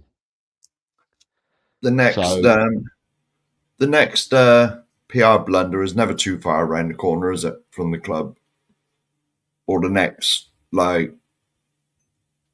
anything. It's never too far away, is it? Even if we think things are all tickety-boo and rosy, there's always something in the pipeline that'll make us go, hang on a minute. It's never dull being a Spurs fan, that's all I'm saying. Yeah. So at the end of the day, woken up to this news, and people are just saying, it's what we do as a club, in the sense of it's not who we are, mate. It is what we do as a board, as a club. As I said, to me, generally, the people that I've engaged with and the people that I've seen generally are, and I'm going to say generally, the majority that I've seen and spoken to have been positive about being Jin and wanting him to succeed. However, is the writing on the wall? Is the writing on the wall now that this is broken? So David, the thing is, I just read out the news, mate. I'll tell you now again. I'll show it to you again, right? Let me just show it again, right? So I don't know whether you can see it, guys, but I'll read it out if you can't see it. But what's broke from the Footy Insider 247 this morning or earlier on, just before I'd come on, Ange Postecoglou has fallen out with at least 4 Tottenham first team players, which is believed to include the Italian contingent in the Spurs squad, Italy internationals Destiny Udogie and Guillermo Vicario, as well as ex-Serie A stars Rodrigo Bentancur and Cristian Romero, are believed to be among those who have been upset by Postecoglou. Sources understand his straight talking in public and behind the scenes had a negative reaction in the dressing room and has sown the discord at the heart of the team's wild swings in form. So that's what broke this morning. It's been retweeted. It's broken by Footy Insider 247. I'll caveat this, right, by saying, again, for those that haven't heard me say it, I'll caveat it by saying I don't believe that Footy Insider 247 are the most reliable news channel. If you looked at their percentage of correctness in everything they post, they're not really high up there, but it's being retweeted by all the big channels are retweeting this. They're retweeting what's the news that's broken out this morning, and a lot of people saying there's no smoke without fire. Yeah. And the fear is from a lot of people within the fan base is that Tottenham are going to revert back to type, and they will they will Yeah. do something with the manager rather than the players. The thing is, Jose, as well, is that, well, put it this way, right? I know if you ever watch me on Diehards and whatever, I am quite negative when it comes to Ange and the way he plays, but I'd love nothing more for him to be successful.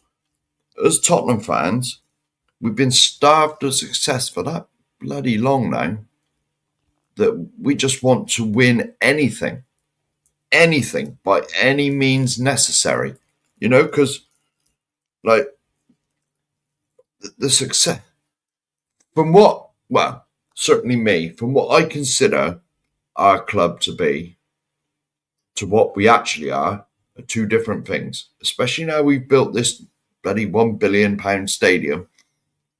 You know, I believe we should be up there challenging, not just for cups, for the bloody league. But this was the reason for building this shiny new Levy Dome. This was the reason for building it, so we could compete. But the way I look at it now with Project Youth, all that's going to do, they're going to, right, they brought in Archie Gray. Fantastic player. Fantastic. Right, but he's not ready at the moment, or he's not quite ready yet, should I say, before I get pelters in the comments. Right? He's not quite ready at the moment, but in a couple of years, 3 years maximum, who's to say we don't sell him on for 100 million? And so we've like doubled our money that we paid for him. You know, we did not build a £1 billion stadium, and especially the people like Ben. He's on the train somewhere, so I'm not sure if he's still in the comments. Yeah, he is. Especially like Ben Kaufman, that pays $2,500 for his season ticket every year, right? He did not pay that every year to go and watch under 21 games. You know what I mean? You know, it's just the club we are. The club is more interested in making money than it is winning trophies, and that's always been the same since a certain chairman has been in charge, and it will never change while he's here. It will never change it. Because it's like you said about Hotel. That damn thing will be built before the team is. You've got just on the circumstances. In my opinion, the four players are Son. He wants a new contract but doesn't get one. Romero, he wants trophies, unhappy with the ambition of the club. Dragusin, no game time, and Madison, unhappy with his role. Just Armand's potato, I understand what you're saying, but they've already named these four players, and they haven't even included Madison. They haven't included Son, and they haven't included Dragusin. Imagine if it was them four players plus the three you're mentioning. That would make it seven players. Interesting. Drula's here. She should go backwards. Drula's here. Says, "Good morning, guys. Just got up, stayed up to watch the big fight." And Mr. Shear is here as well. So it said hello to Mr. Shear already. Chris Lonnie, good evening to you, Chris, mate. Says, hi, Jose and Mark. News doesn't surprise me. F. Romero, Porro, Madison. They slack off, and I couldn't see them here next season. Manager first, players second. Move them on is what David Shear says. And so does Drula. Says the same thing as well. Chris Lonnie also goes on to say, Benton caught a wild card. F him off also. They're all part of the core that switch off. Ange in. Ange will move them on as he's done it before. Damn snowflakes. Queen Ellie says, good morning, boys. Loving the Gary Maribot backdrop. What's the discord in our dressing room? And Levy will side with our Wally players, like David said. They are all snowflakes. Peter is saying, what's Peter saying? Peter says, we won't get success changing managers every 15 months. No. Peter, we've all said this. We're all agreeing with that. We're all agreeing with that. I think the majority of people that I've spoken to, and I'll repeat this again, Peter, and for the people that have joined, the majority of people that I've spoken to, doing streams with lately, and the chats that I've seen, the majority of people seem to be siding with Ange and wanting Ange to succeed and are not hounding him to get out of the club. Then that's quite surprising, to be honest, but that is the way, because there are some people that are not for Ange. There are, but from what I've seen, It seems to be a lot are in favour of him. However, there's a lot of people that are not surprised about this news that came out this morning because some people say that the fixtures of the games that we play, the ups and downs, and the not turning ups and stuff like that. There's never no smoke without fire, as we all say. No, And then David Clark says, although I only played Saturday Parks football, the club I played for was a club that so many players wanted to come to. We had a club committee, and if the players caused fraction, they were gone. Ben Kaufman is saying, club only works via pound signs. Romero is worth 100 million plus. Ange's contract is worth 10 million max. Levy and the board will side with the assets. David Shear says, thing is, we didn't get the experience blend with the youth. It didn't happen. And then the ex-Villa tosser said he was wrapped. It was a shit show from the start. Ben says, remember, Mark, I am a fan, not a supporter. I am not a real Spurs supporter, apparently. Yes, that was on our show last night. Ben was called a fake fan. Was he? Yes. Even though he spends $2.5 grand a year to go and watch it. Absolute stupidity. Yeah. Says, but Jose, I don't agree with the article. It named the wrong players. I know, I understand what you said, just Armours player. What I'm saying is, if the article's naming 4 and you're naming a further 3, imagine if it were 7 players, is what I was saying, just Armours. Andy, good morning to you, sir. Says, do you reckon Ange will get the sack? Andy, there isn't no smoke without fire. I'm hoping not, Andy. That's my personal opinion. I'm hoping not. What I will say, for people that, and it doesn't matter, and it really doesn't matter whether they're Australian, but the people that have followed Ange and know Ange have always said to me that he's had disruptive players in the past and he's moved them on from the club, and that he's ended up succeeding and moving his players on. Whether Tottenham give him the time to do that or not, if this is true, right? Whether Tottenham give him the time or not, history tells us that the club probably won't give him the time to do that. As soon as I came on it, as soon as Levy out chants are heard in the stadium, like they were with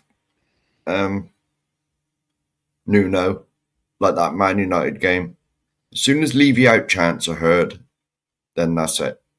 Because basically, any manager, I'm not just saying Ange, I'm not, before everyone gives me pelters in the chat, I'm not just saying Ange, right? Any manager at Tottenham is just a shield for the owner. And as soon as the crowd get through the shield and they start attacking the big boss man at the top, that's when he pulls the trigger. All the managers have been a shield for Levy. Queen Ellie says the smoke can be exaggerated through the fire, and the fire can be distinguished. Then you also have Peter says, if this is all true, then the 2 things will happen. One is that Ange goes, or one is that the players goes. And then you've got Hugh Wizzy. Good morning to you, Hugh Wizzy. I hope you're well, sir. I hope you're well. I hope you're doing well with your watch-alongs and everything over at your channel, mate. Who are the disruptive players? So, Hugh Wizzy, at the moment, what's been said is there's an article that's been that's come out from Footy Insider 247 this morning, and it's now been retweeted by all the big boys from the community, from the Tottenham community. I know that you don't support Tottenham, but regardless of that, you've asked the question, so I'm going to let you know. Well, the 4 in it, I bet you can add Maddison to it as well. So they're saying that the players that Postecoglou's fallen out with are the Italian contingent who've come from Italy: Doggy, Vicario, Bentancur, and Romero. Although saying that, there has been noise that there's been fallen outs with Maddison as well, and we have people within the fan base that believe that he may have fallen out with Sonny. He may have fallen out with who's the other one? There was another one there but if you total all the players, there's probably 7 or 8 players rather than just the 4. Yeah. But that broke this morning. Maddison was definitely in, no money. And David Clark says top clubs who win trophies filter young players into the club. They don't half fill the first team squad with youth because it has never will work. this has Levy's fingerprints all Exactly. over it. Exactly. And Kaufman says, Mr. Wizzy's in the house. Yes, Mr. Wizzy was here. And I hope he's still here. Nice to have him. Opposing fan might have an opposing view for us as well. And he has. And this is Hugh Wizzy's, it says, interesting revelation. Personally not a fan of a player revolt, but can believe it. Son was fuming about being subbed. The Yeah. thing though, Hugh, right? And what I'm going to say is that I'm not opposed to Son being subbed. I'm not opposed to Romero being subbed.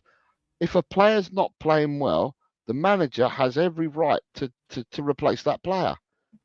You don't keep players on the pitch if they're playing badly. Sometimes, and even against Ipswich, and I'm sure Mark will agree, and so will people in the chat, if we were allowed to make 10 substitutions, we would have done. Oh Christ, yeah. We would have done. We would have definitely changed 10 out of the 11 players. The only player you wouldn't have changed was the goalkeeper. Apart from that, you would have made wholesale changes from the team that played against Ipswich. Bless you, Mark. Oh, thank you. Right, and it ain't the only game, Mark, is it? If we could have made more, we would have made more. But the thing is with Son, right now I got to tread very carefully what I'm saying now about Son. Is right, he's 32 now, 32 years old. Is he the son of 2 or 3 years ago? No, he's not.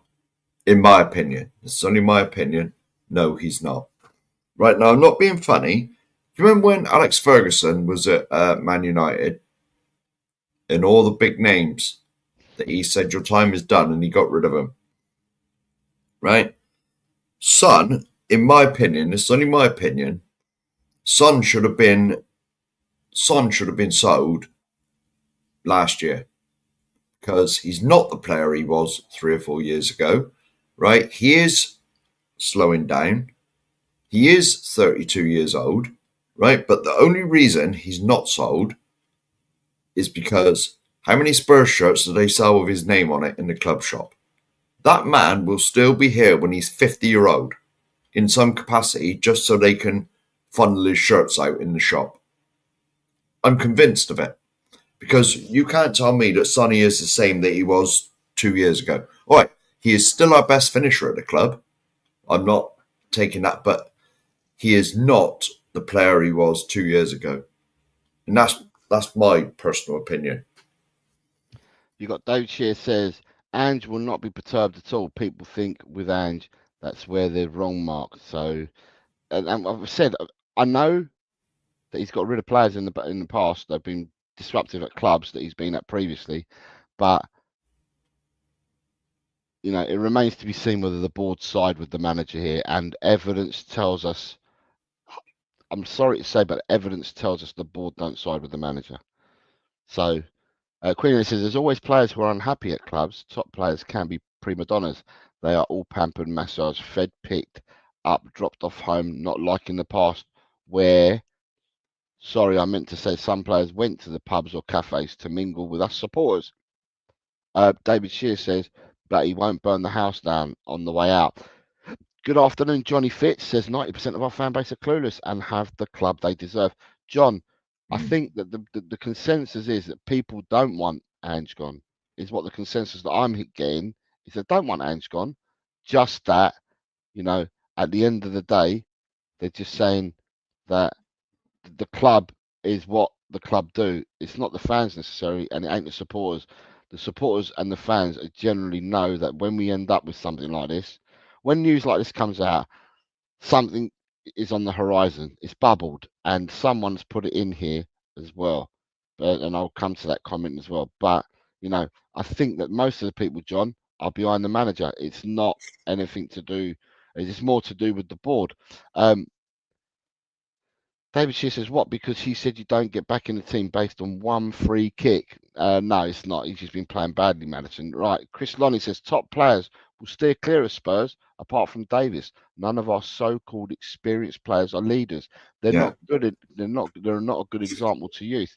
Drewler's plainly saying, Ricky Sachs from the Last Word on Spurs tweeted it. Twitter's tweeted a lot of things. These tweets are not true.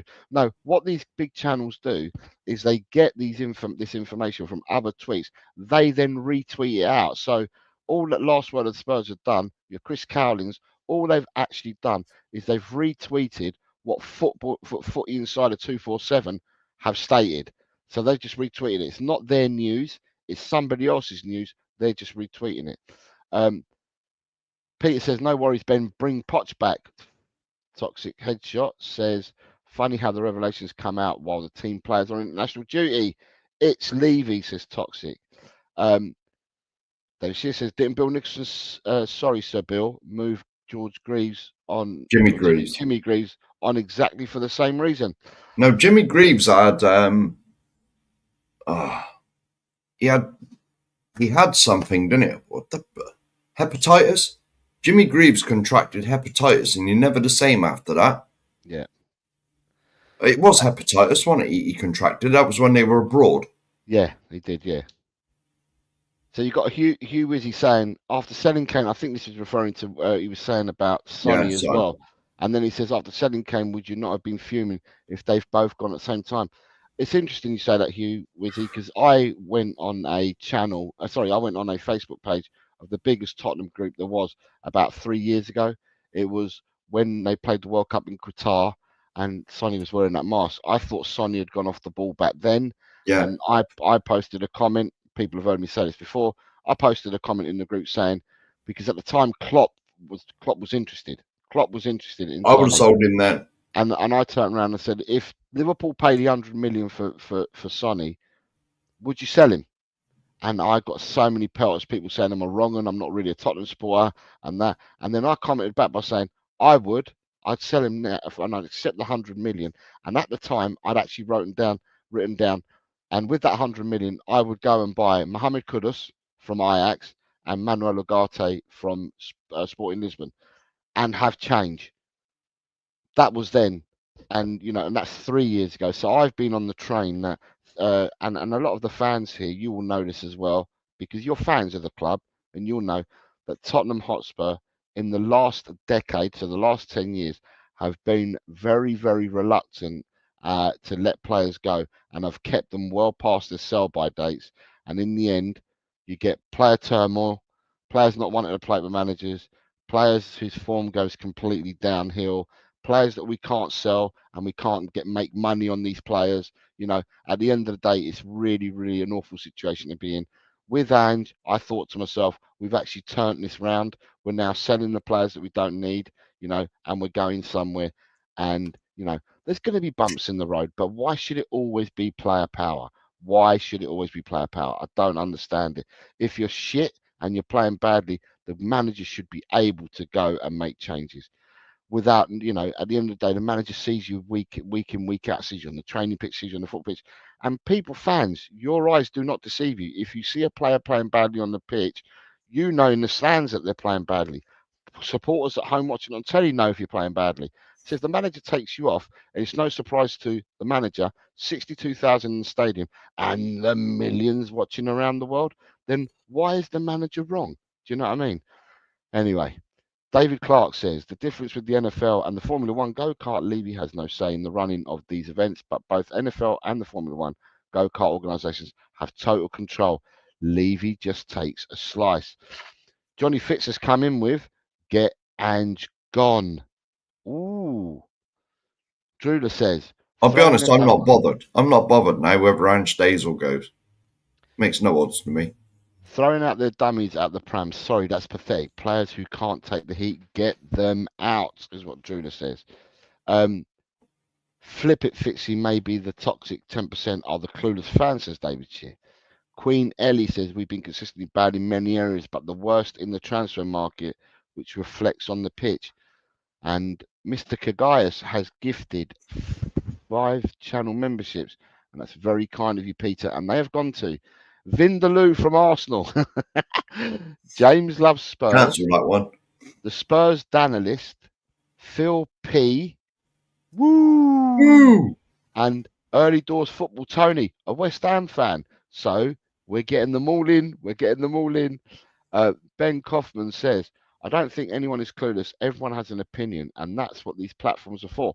Conversations.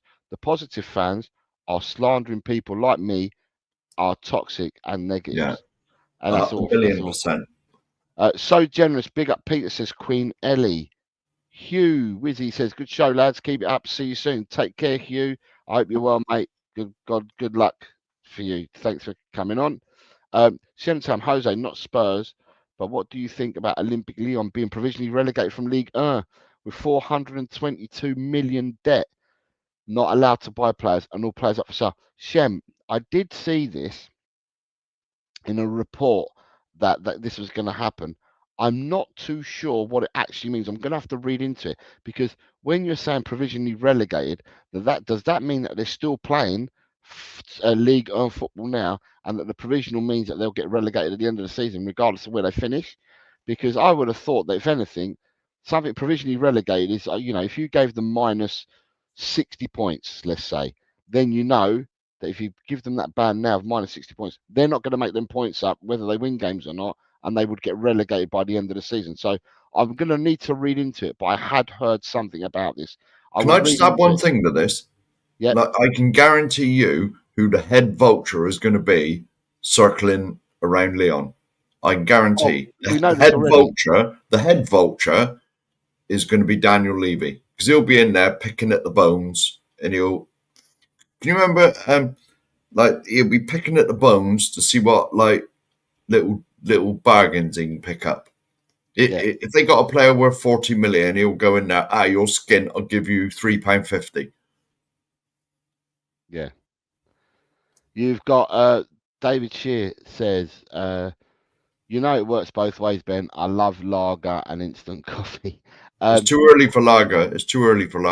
And he says, I heard Tottenham are interested in Jack Grealish. Again, that's another just story that's come out from a Twitter account, and then it's being a lot of these big accounts, right? Unless you're a general, like someone like your O'Keefe's and stuff like that, they tweet for themselves, and then people then retweet what they've tweeted. So what tends to happen is you get people that tweet out things, and then a lot of these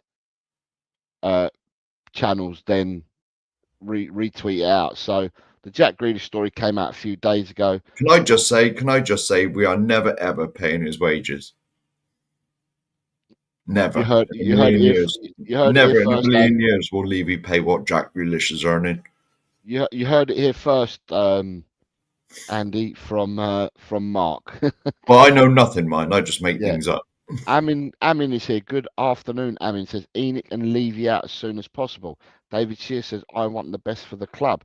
Yeah. Just a harmless potato says, I believe Son will be sold in the summer. Romero will have to stay.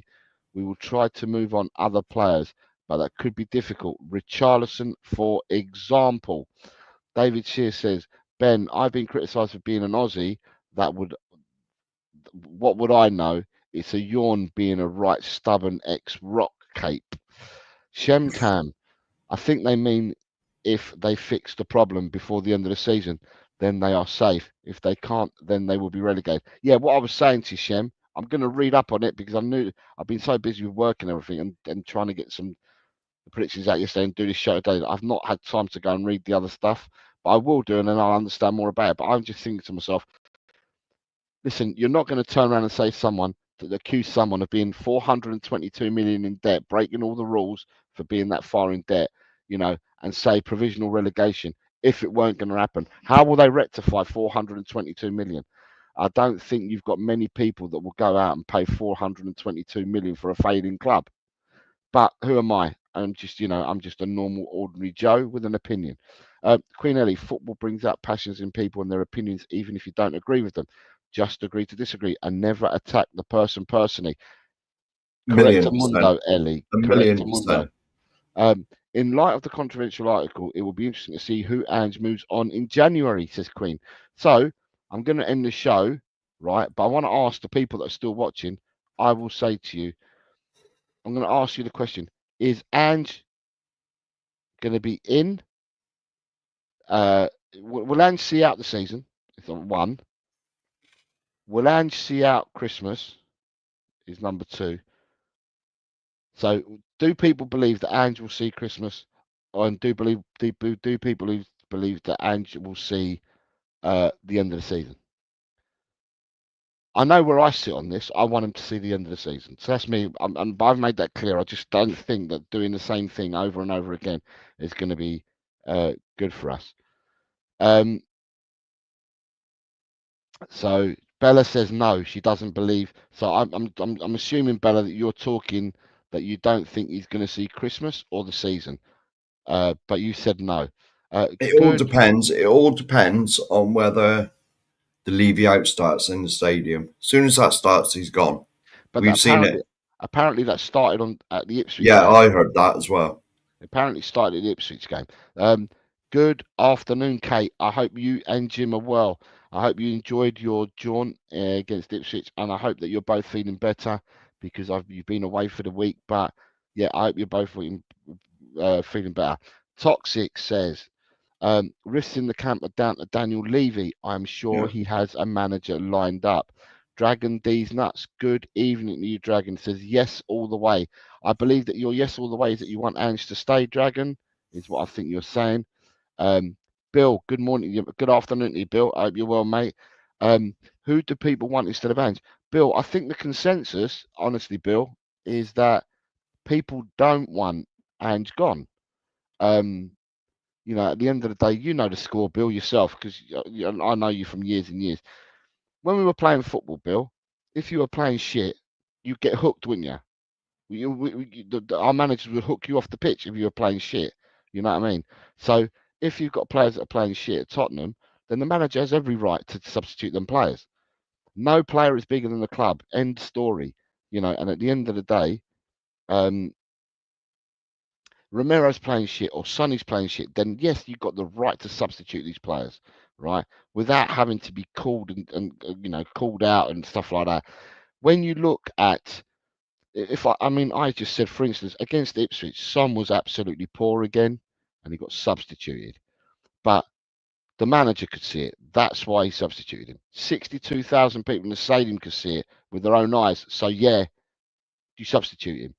The people like myself and Mark and maybe many of the others that are in the chat that didn't go to the game, that watched the game on telly. Some was played poorly. He got substituted. We could see on telly that he played poorly. So, you know, at the end of the day, it should be all about the manager doing what's best for the club's interests and, you know, for what he sees, not the player's interests. Yeah, the player wants to, you know, I won't get my appearance bonus if I only get a 45-minute game because I've been hooked. At the end of the day, it's all crap. We've got, yeah, you know, Nancy's. If this is all true, we've got a load of Nancy's.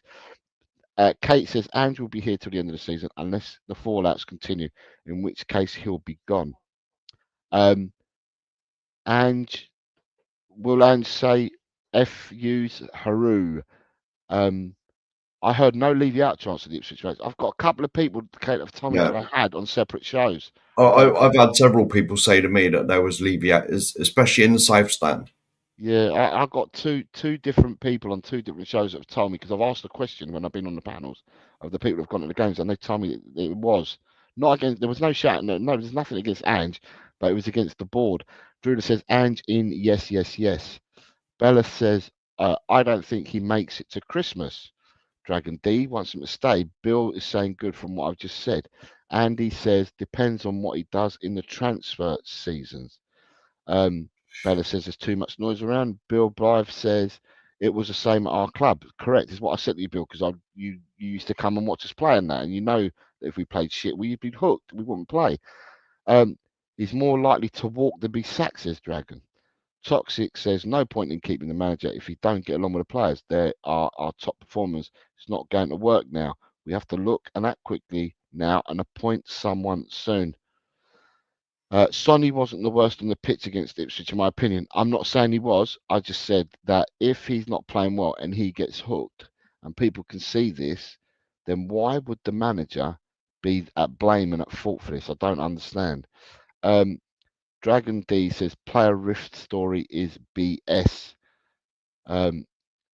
Maybe they weren't that loud. Snowflake players ruin a club no matter who they are, getting to replace Ange. Leah saying good morning, and to people in the chat. I'm going to call it in after this. I I believe Son will be sold in the summer. Romero will have to stay unless someone pays stupid money. We will try to move on other players. Mark, thank you for being the only member that decided to come and join me today. I thought It you were was a lonely, mate. Yeah, it was a member show, and at the end of the day, it's down to people if they want to come on or not. Some people prefer not to come on, and that's fine. I've got no issues with that at all. But thank you for coming on. What I'm That's going to quite say right. before I let you plug everything, what I'm going to say to people is, Ellie, if you want to do the predictions, they are on the community page and they are on yesterday's stream. I've left the whole fixture list on yesterday's stream. So all you got to do is copy paste and then just add your scores in. I will say to people that one game has already finished. So if people are going to do this, I will look on my phone and I'll look at all the games because they were throughout the world. And if the game is finished, I will not accept the score. I'll only put the scores in that count. Mark, where can you be found, mate? And when are you next on? I believe we are on tomorrow night. I believe because it's international break, we weren't planning on doing a great deal. But I think Ian Meth is doing a show tomorrow night. Maybe with Brian Daigle and Coover again. And we're going to be discussing all what we've discussed today about Ange, and because it started last night. We were on last night and we were talking about Ange and what's going on. And I think after the news this morning, Ian put in the group that he wants to do a show tomorrow. So it looks like we're going to be doing a show tomorrow. Well, 8 o'clock UK time tomorrow evening. Okay. So it's 8 o'clock tomorrow evening to Spurs diehards. To Spurs diehards to watch Mark and guests tomorrow evening. Well, it's Ian's show. It's Ian's show on a Sunday. I believe it's Spurs diehards. Yeah, is what I believe it'll be Ian, Adrian, me, Cooves, and Brian Daigle. But right, I might be wrong.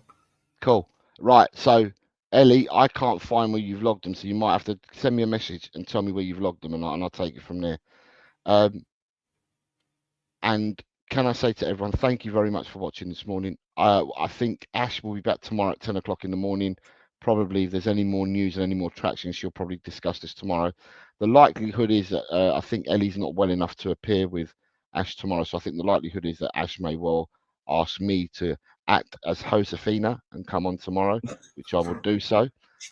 And then we've got the results show for the predictions on Monday at 4 p.m.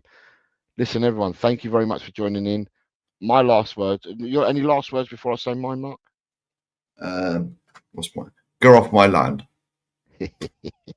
And mine is, as always, come on, you mighty Spurs. And in the big Ange, I trust. Take care, everyone. Have a great weekend.